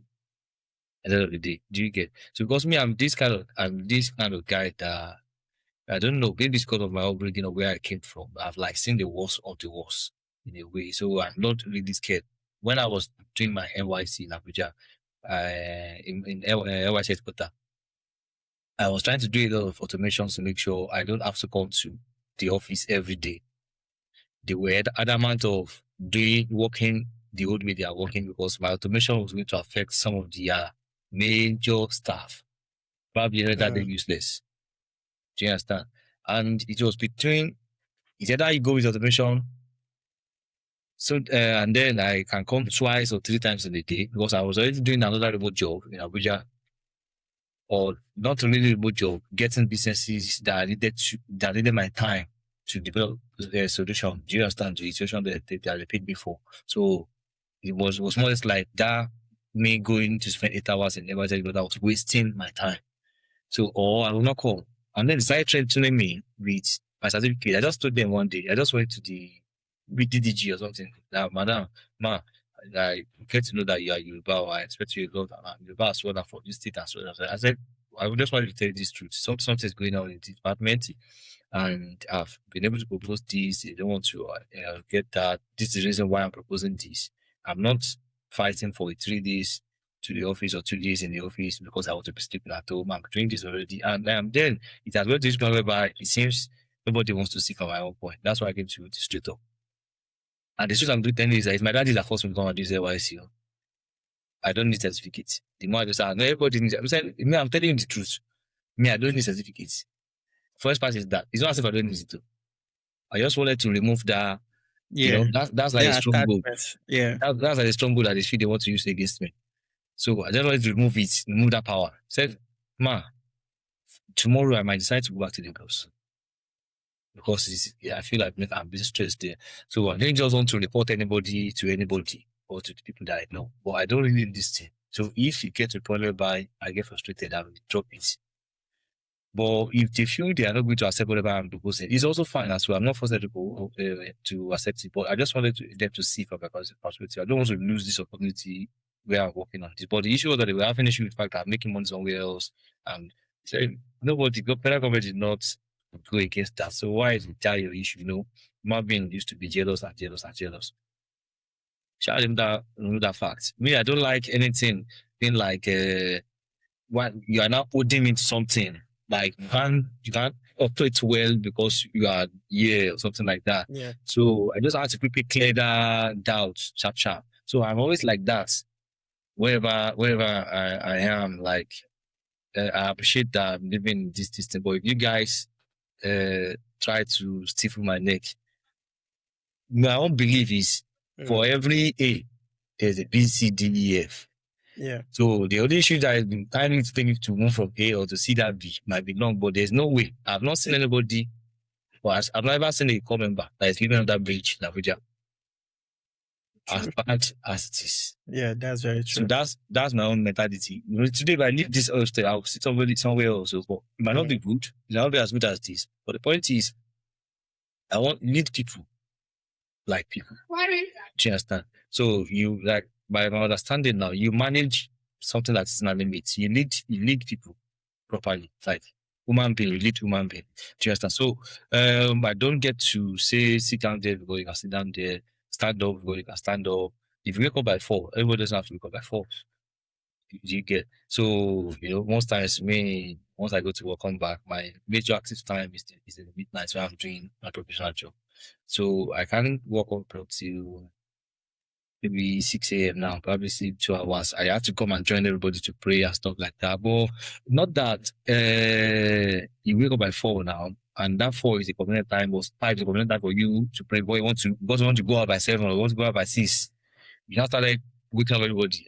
We have big problem. I get. So I had to like at the end of the day, I try to warm myself up. That's one thing I was glad I was able to do. Warm myself up to the guys, but I try as well to give everybody benefit of doubt. So I don't castigate people. I want to be your friends to know how you are thinking. Luckily, I was able to pick from that brain. I just wanted to know the full capacity of their exposure and see where they are, how they are seeing people's world. So I just had to, this thing I'm telling you, I sat him down. I see you know the person already. I sat him down. We had a discussion and I was showing him the bad way it's going about leading people and how I would have done it and how I have done some things from my own little part. Do you understand? Because it was becoming a point of he could not drive a narrative successfully. He could not drive any development successfully. And if people start grumbling and I decide to talk to people, they will fall in. Do you understand? They will fall in. I don't know if I have money more than them. Nobody can see me. That's my whole lifestyle. You can't see me and say I have money. No, it's not about the money. It's people's skills is also a thing. You can't see me and say I'm broke. You can't see me and say I have money. Some people, when you see them, they have money, and then people worship money in Nigeria. If you say go, they can follow you and go. So in my mind, I knew it wasn't like I was just intentionally training myself with these leadership skills out there. There are some things I actually did. Just trying to practicalize what I was learning. And it was working then. In my own head, it was like a real-time test of what I was learning. So people were falling in, and people were falling in. It was now becoming like an ego tussle.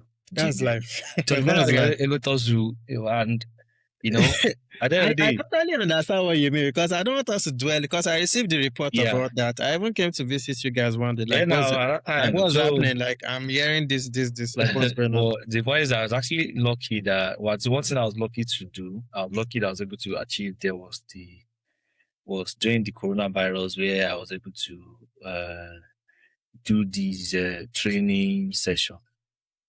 Yeah, training session. And surprisingly, that I didn't have a company then. I just formulated one name on my head that I was going to use.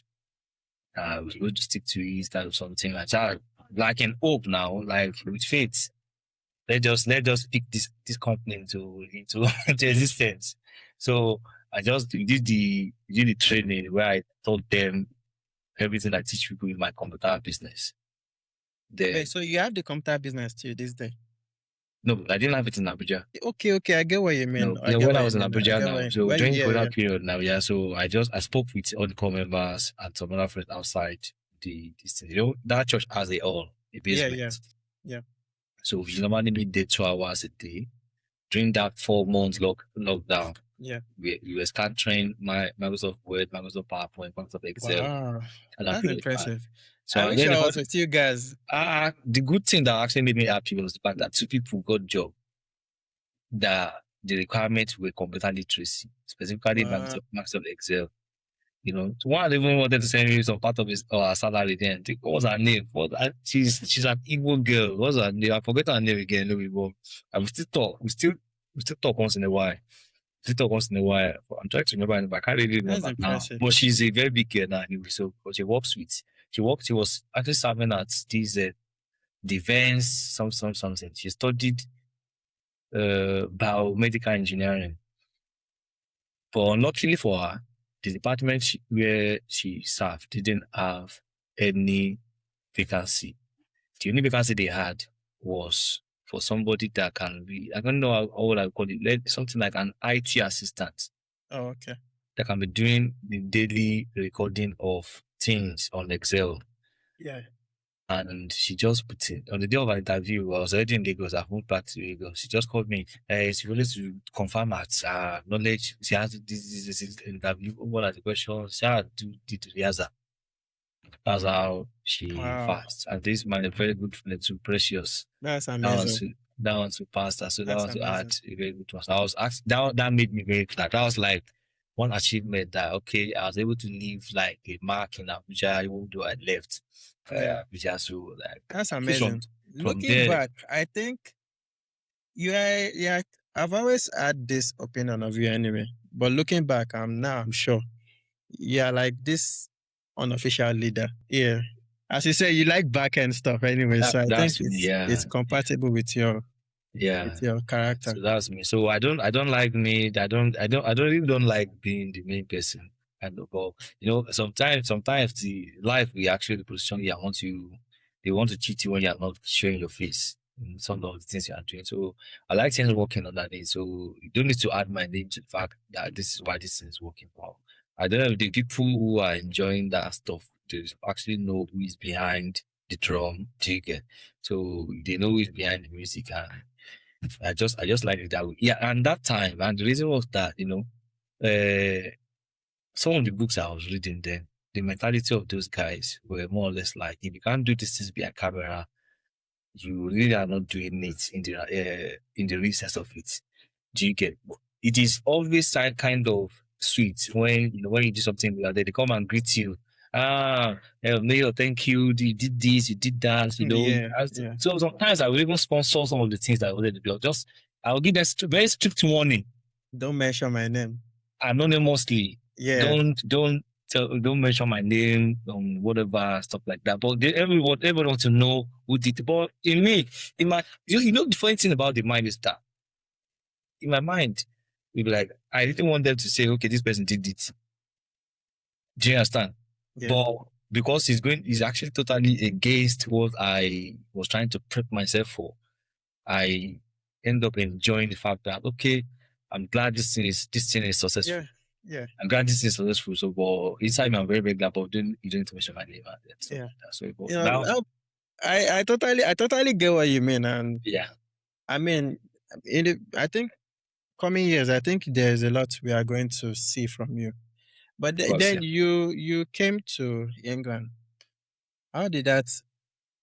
You know, I'm just trying to make sure that in the next maybe 20 minutes we like wrap up the whole story and come full Yeah. circle.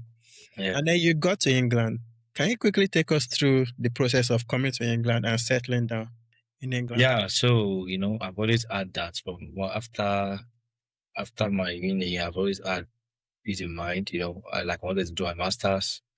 So, but I was so convicted that I wasn't going to do it in Nigeria. I didn't know how my dad already told us that he has done his own part up to the I blame him anyway, so I blame them up to the university level for everybody. So everybody that wants to progress now should go and fight its battle. The way they do it, you have to rest and stuff like that. So, but I just knew what I was going to. I didn't even waste time applying for scholarship or that. Applied, maybe I would have gotten one anyway. So I just knew. I just knew I was going to. I knew that's what I wanted. And this is a funny way that I work.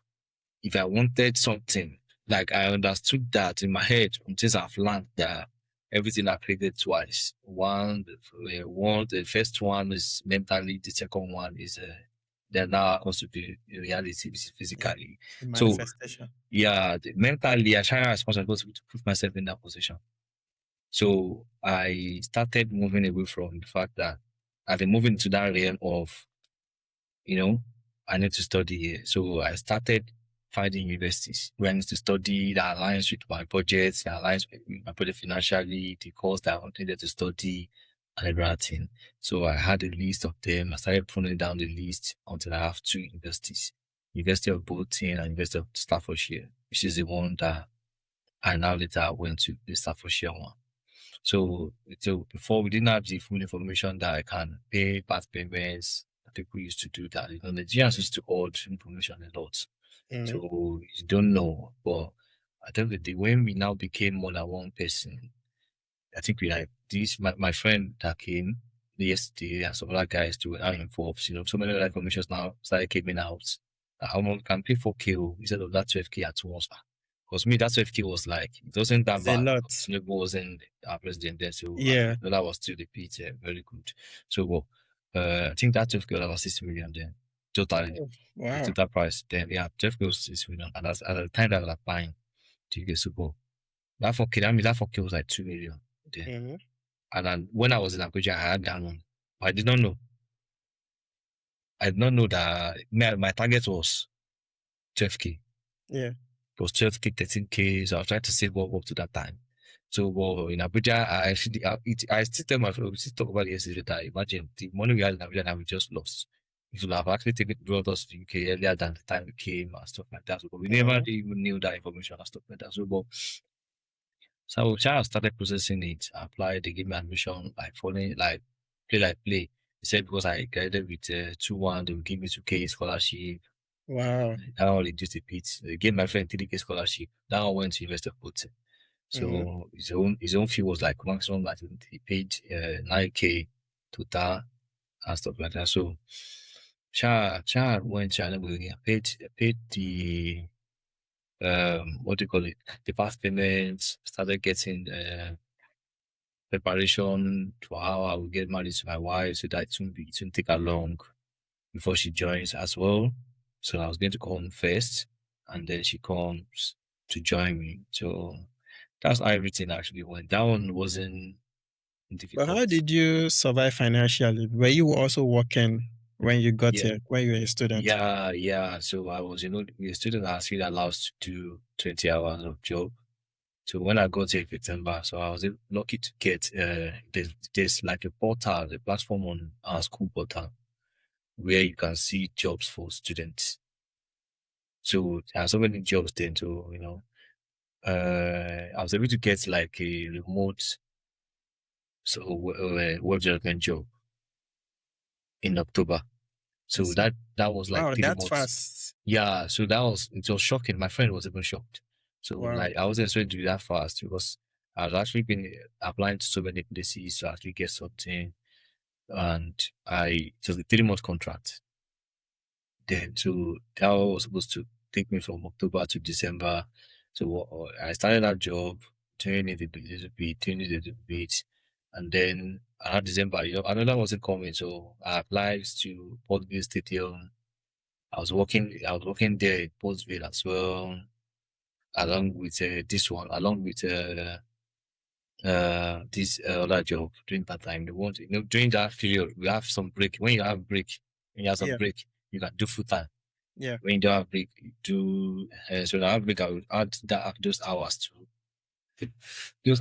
that my hours. I'm done my 20 hours, and then and then my wife joined this in December. She joined in December. She got her own job March. That's how we were able to offset the remaining this depending on what was from our own support very much. So when she joined, she started in March, and then we were able to pay the remaining school fees. But it wasn't actually easy anyway. So because all the money you are making is being saved towards school fees, changing on visa, and then all this and all this. And so you are still balancing. You have not. I haven't gotten there yet. I haven't But at gotten least there we yet. thank So, God. We thank God but that at least as it yeah. is, it's actually good. I'm glad that it took it took it took anyway. So just like how I want my environment to be very calm, not too lousy, not expensive. Mhm. I'm manageable man to the call, so not expensive and stuff like that. So I like this place. I like this place. So just sometimes if I need to go out, I have to travel out to go out, but to go and flex. But at least for everything that I need to keep me focused to get my things doing, I have everything in here. I'm very Yeah. very grateful. So at least we still And as trying I to. understand it, you've graduated now from Yeah, 2024, school. 2024. I graduated Yeah. 2024. Yeah, So graduated this how year. how are things now? You are working full time. Yes, I'm working full time now anyway. So Your career path seems to be okay. Yes, you are focused on the corporate side, but it also seems like you are still entrepreneurial. yeah, of course, yeah. You see, because of recent, I actually had to register my company early this year. Like sorry, I had to register my company early this year. It was this. Sorry, I've been having today's my birthday, so Oh, I get. So before in 15 yeah, minutes we are done. yeah, it does, yeah. So I'm trying to reach out to her. Yeah, so um, what was the question about? I think it's about career Yeah, path. you say you registered your company. Yeah, I started my company this year officially.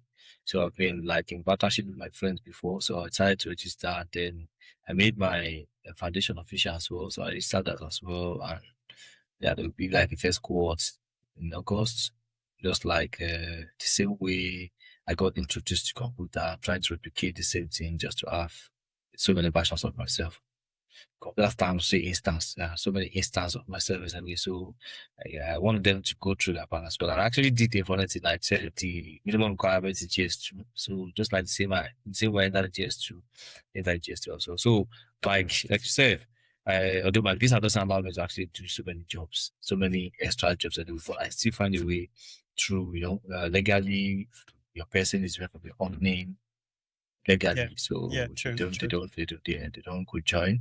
So through the company I still have to, because to me, I am not like a full time corporate person. I can't be I Yeah. can't so I feel in my head there's life beyond any 12 times in a year. Yeah, true.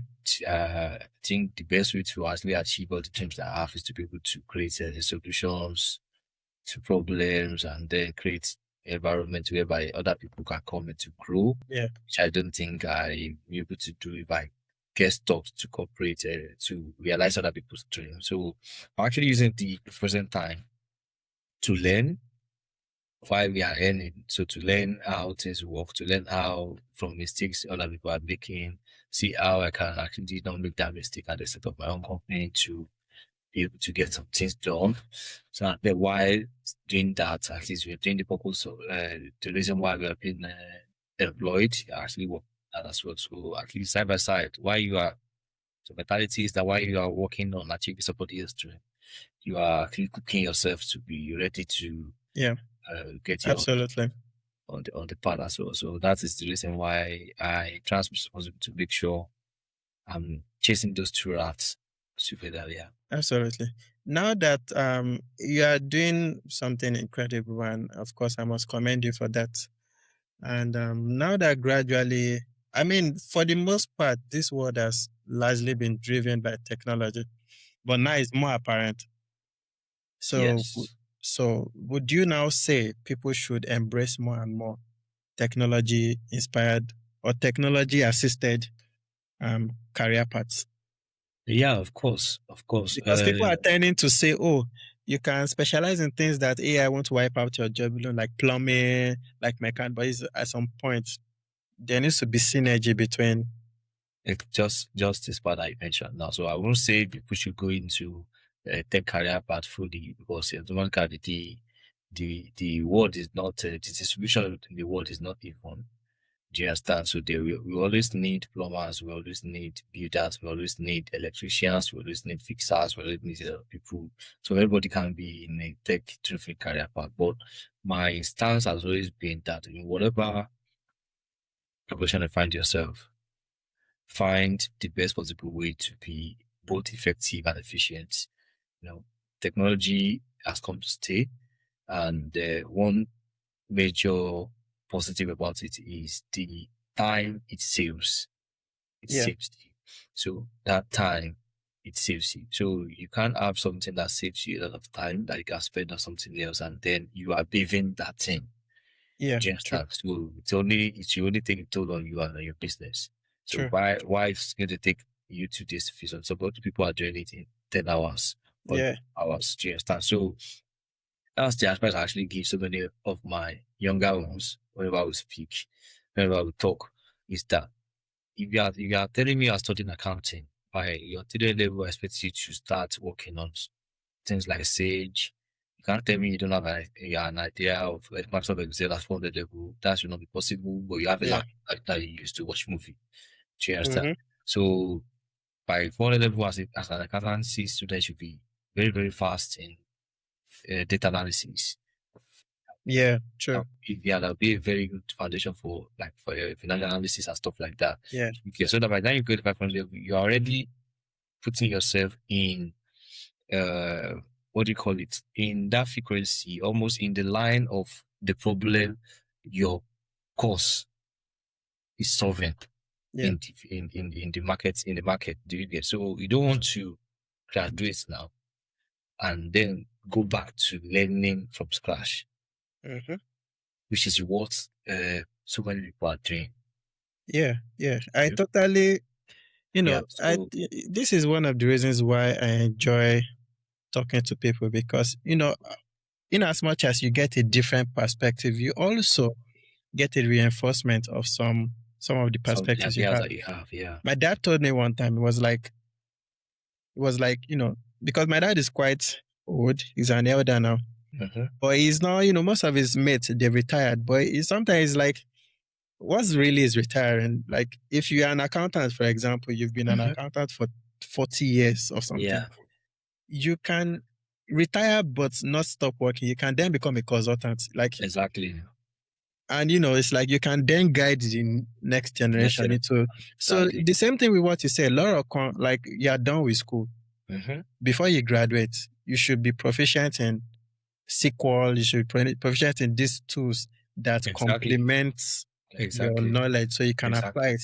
So then you can now break things down in real time to people, to this, Yeah, and then exactly. it's because at the end of the day, the numbers is you have to tell a story with all that, and Of these course. tools helps you amplify Helps you to do the this. Yeah, of story you course. want Yeah, to tell. now, because once I have this conversation with guys, I tell them, I don't know. So I believe there's a piece of luck, there's a piece of, and you won't take that away. At every day, but I am a very, very harsh and extreme stance on that. You have to be at a position before your luck can meet you, or before you can meet your luck. So you won't be sitting idle, and the luck just come and meet you there. Sometimes miraculously, one can but that is 1 month of 1,000. I don't want to be that 1 month of 1,000. I don't like that kind of situation anyway. So, yeah. So, but the point is that's why I normally tell them from like so many ones that are actually learning from me, under me. From 3 level, what we normally do is that go on LinkedIn. Let's say I do I can go on LinkedIn, check the job description of whatever profession or whatever specification or whatever specialty you are going to be picking from whatever it is you are learning. What are the job descriptions? Do you understand? What are the job descriptions? So they need this, they need that, they need that. You cannot start disturbing God, praying for this when you've not done your own part. Do you get? So I teach them something of recent about taking stock. When I was using example of like people who have warehouse to go and take stock and then know where they are lacking and stuff. As a human being, that's one thing I feel is so many people are actually missing too. You have to be able to sit down and take stock of your life as well. Know the inputs, know what is being processed, and then know the outputs. So know when the inputs, know when there are no more inputs. Know when you have to add more knowledge, know what you are actually giving out with the knowledge that you have. So when they do that and then they see that, okay, this my course in the market world needs 8 requirement as it stands. Which one can you do without money? Because at the end of the day, everybody wants to hide me, this one needs money, this one. Which one can you do without money? Without you spending tons of millions or whatever to get it done. Okay, you can learn Excel everywhere in this world. Just put Excel on YouTube. No matter how long it's so many. There's even 5-hour courses, 10-hour courses, 24-hour courses of just Excel. Yeah, Excel. So there are courses that are even playlists. There are playlists that you do version 1, version 2, but it doesn't, like, there can be 25 sections in the course that you can go over it over and over again to understand a single thing. You don't get that first time. So you can't tell me you don't need anything, because if you have data to go on TikTok, on Snapchat, on Instagram, on Twitter, on everything, but you don't have data for Udemy, there's a problem. That's where me I used to have problems with. So like they know me very well. So we have a very, very, like, now that I'm standardizing the foundation, we have a very, very crazy scrutiny process. Do you understand? Because you don't want to ensure people, and because that's like a experience that I gained from growing up. It's about our vulnerability to wasting time. Yeah, and you also have limited resources, so you want to focus your resources on resources, specifically on serious people, and then you have to get into understand the reality of how the time wasted is a problem, how they can't wait to 500 level, how we that waited suffered, and how at the end of the day, to close up the gap at some time that you've wasted, it's going to take a lot of time. And sometimes life might happen. You might have a child, you might get married, and you may not be able to get to close up that gap anymore. Do you understand? So quickly, when you put it in, you have to have this. At the end of the day, you have to tell if I'm supporting you. So what I do is that, okay, I used to take eating morning, take this other level, 20 level. You are no problem. My own thing is where we have problem is you don't pass. I will stop immediately. They know me. Yeah. So me, I don't take sorry, it's because of the no. Yeah, I don't think so your foundation is not just knowledge you are passing. It's not just experience you're passing. You also have a pseudo like scholarship kind of program going on. Yeah. At the end of the day, trying to prep them in the proper leadership manner whereby they can own their problem. Academy is a very big problem in Nigeria as well. Like among so many people. That's incredible. That's why so many people they try to offset their personal problem to God. When God has done his part, they want to escape that. You can't escape that drain. That drain, that ceiling of ground that you have to do before you put the corn in the floor. You can't escape it. You cannot pray on an empty ground and then base which germinates from it. It is not possible. That's really incredible. And now you are doing this in the present. What's your goal or your aspirations for the future? Yeah. So my major goal, the way I structured it is that, started with 5 people. So my plan is going to be a self-sustaining program, self-sustaining system whereby the 5 becomes like a volunteer teacher or volunteer leader. So it's like a pyramid tree kind of settings whereby 5 becomes 10. That is 5 can train 10. Maybe not necessarily a pyramid scheme, more like open source. Let's say open source anyway. So at least in a pyramid setting. Yeah. and how it increases in number. Yeah. And So their contributors, each so everybody, contributors bring in more and then contribute yeah, back you get. to the yeah. So that's the thing. So you have to, before you graduate, you have to bring in two of your friends that are going through the same thing that you're going to. Not only your friend or somebody behind you or somebody you know that actually needs same help. Yeah. Nobody's paying anything. Nobody's Yeah. actually wasting any money to get. So it's actually on me. That's incredible. So yeah. So what I do is that I enroll them in the same computer center I went to for Yeah. their first 8 months. So once they go through that, and then from then they already have the fundamental knowledge that they need to understand the other part I'm bringing to them. And we, so if you have said some computer jargon, they can easily relate to it, and then they can now decide to say, okay, they want to go into UI UX design. I have one of them from last year, 2 years ago, that actually working as a UI UX designer already. It's actually what I place UI designer already. So you can go to UI UX design, you can go into programming itself, software engineering, other part, data analytics, data marketing, read from that part. So what is, I want it to be self-sustaining. So my everything comes with like a pain point. So my pain point is the fact that how things are actually being around. When you look at your community and you see people being bribed to vote by Indomie. With Indomie, you see people being palliative. Palliative. You see all those things. So I've been able to draw the map and see that every of these things get connected to lack of exposure, one, and poverty, two. At the end of the day, once all those things are actually happening in the community or are present, people cannot make decisions themselves. If you are lacking in exposure, you have a limited scope. Worldview scope, yes. That you can actually see from. Yes. See from. So whatever it is that you're enjoying your present, you feel like the local champion. You know you are the local champion, you feel like the champion, your own face, whereby things are happening. You can do things yourself. And all these things that people are saying no. And to them, like, why are you saying no to free Indomie? In their head, I free Indomie now. I say, and then now they can understand that this Indomie means a 4 years of problem. They can relate the meaning of buying their vote to their life. Do you get setting people to the effect it has in their life and stuff like that? So I believe by the time we're able to get to, because next year 2027, I'm trying to expand the scholarship part whereby I can bring in like a spelling bee competition and some other mathematics competition whereby I bring in new people, because I want to, as much as possible, tap into like those children from 13, 14. That's just when psychologically I learned they make the decision to follow whatever path they want to follow. Yeah. So if I can tap into learn from that part, get few that can actually train others in that way, that continuous tree I plan to have. I believe by the time we have like 1,000 people that comes out like a graduate or ambassador of that, we have a lot of people.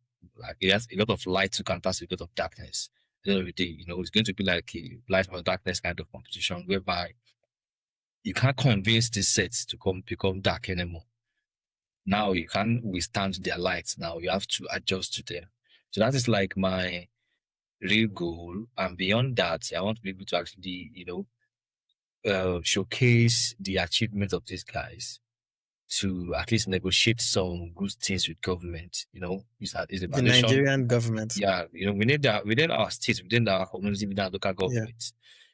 When people doesn't, I might not have the capacity to say I want to produce, I want to give schools 200 laptops, but if they can see what they do, the effect of the foundation in their WIEC results, in their whatever it is they are doing in academics, we can still use that as data modes to negotiate from the local government chairman to produce computers for these schools, or to get this done for these schools, and then the community is going to become a very good place. Because I was going to ask. Sorry, continue. Yeah, because one of the graduation criteria is like community development program. So that's that. So I was going to ask how the sponsors then come in, if you are going to bring in any sponsor, and then you answer that by partnering with the government, because it's an undeserved problem in the community, and it's something people always say, the problems of Nigeria is not the government, it's the people. Well, I mean, the government plays the most important part. Uh-huh. Because the same coconut head that is in Nigeria, there's coconut head there too. Yeah, of course. It's just the difference in the structure. So Yeah. when the incentives are towards empowerment, better things, then people tend to go towards drive towards the incentives. Exactly. So there will be it's not something there will be like there's a mind shift, and this mind shift now that I feel I just brought in a very little way. It's something that I used to have when I was growing up. When I was growing up, when I used to see big cars in my church, I used to have my dad, what's this man doing? Say, this man is a civil engineer. This man is a doctor, There's like a mind shift that was shaping people's mentality to how to become a doctor as well. Yeah. At the end of the day, it just happened that in the period of our growth, some cars were entering that when you ask, I don't feel like this person, this one's a Yahoo boy. Yeah, he's a Yahoo boy, he's a musician, he's a streamer, he's a YouTuber, then people's minds started shifting back. Yeah, so many things now changed that, people at the end of the day. And the funny thing that inspired me so much is that I don't like the fact that there is a successful engineer in the community and you cannot drop a ladder for somebody else who is nothing to become it. Even if not as successful as you, but the plan should be more successful than you are. But if you are that stingy, at least the person will be able to get to a point through your ladder till you get. So the major issue now there was that when there's this gap between those people with big cars and people looking forward to them. They don't know how they got there. They don't know the steps to follow to get there. But when you see a Yahoo boy bring a car to the church and you go and meet it, because me, I'm a very practical and experimental person. I have friends of all calibers. Do you understand? So I've met during my time doing all this my experiment, if you meet 10 Yahoo boys, I can assure you there are 8 they are ready at the right time to teach you from start. Like right from that moment. Yes. To become like them. There are 8 out of 10. That's 80% of them ready to actually make you become successful like them. Whether they will be collecting a percentage from you or not, they don't care. Yeah. They are like the willingness to teach you and watch you grow is one thing that in my head I was like, if you can do this thing in a bad way, there should be a way to systematically make it happen for the good part. But if you meet the successful people, they were doing the right thing, and then like the one you don't even chase you away. To them, it's more or less like asking for the sense of their weight or something. Meanwhile, you just want to know the process to follow, learn from the mistakes made and stuff. But they are always very corny, very secretive about it. And then I feel this thing is something we can actually open up. It's nothing really there. So because my church, so they know me now. I drop those bombs, I scatter everything. I let them know you don't make people suffer the same way you suffer, because if this has taken you 40 years to get to, you should be the next generation should be taking it like 10 years. 20, or 20. Do you understand? Yeah. So now we're making it open now.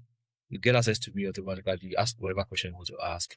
Other people, and the funny thing is that immediately I announced the first cohort, people who were professionals, they became volunteers as well. Yeah. Only part nobody knew before that these people are actually going to be willing to do that. So they became volunteers to actually monitor the growth of these guys and actually let just open up this thing. Let people be able to see people at the top and then see that this is how they got there. If I follow this path as well, at least if I don't get there, it's really small for me to get there. Do you understand? So that's exactly one of the things that changed. That's lovely. I love that. We'll definitely talk more about this. I already knew I was going to be blessed by this episode, and truly I'm even more inspired. Don't worry, when we talk more about this, you understand why I said we'll talk more about this. Oh, right. So it's going to be back end discussion. That's cool. I really thank you for telling us your story. The most important reason for watching this, for those that are still watching, is to learn from your successes, your struggles, your challenges, and even your victories, and even your future ambitions. Yeah. And I know a lot of people have been blessed by this, and a lot of people are going to have a different perspective. And so I really appreciate you coming on. you this very show. much. Thank And you we very at TAFTOBY, we've been blessed, and we wish you all adieu. So thank you very much. Like, share, subscribe, share this with friends. Oh, Share this people are with watching us family. right now. No, We not have, right like, now. okay, Not yes, right now, but alright. you know, I'm just leaving a message for them Oh, to all right, that's share. good. Yeah, that's And thank you very much for coming on, and you know, yeah. Just try thank to you very check out. much, Mayowa. And Yeah, we'll all be right. in touch. We'll be in touch. TAFTOBY. Yeah.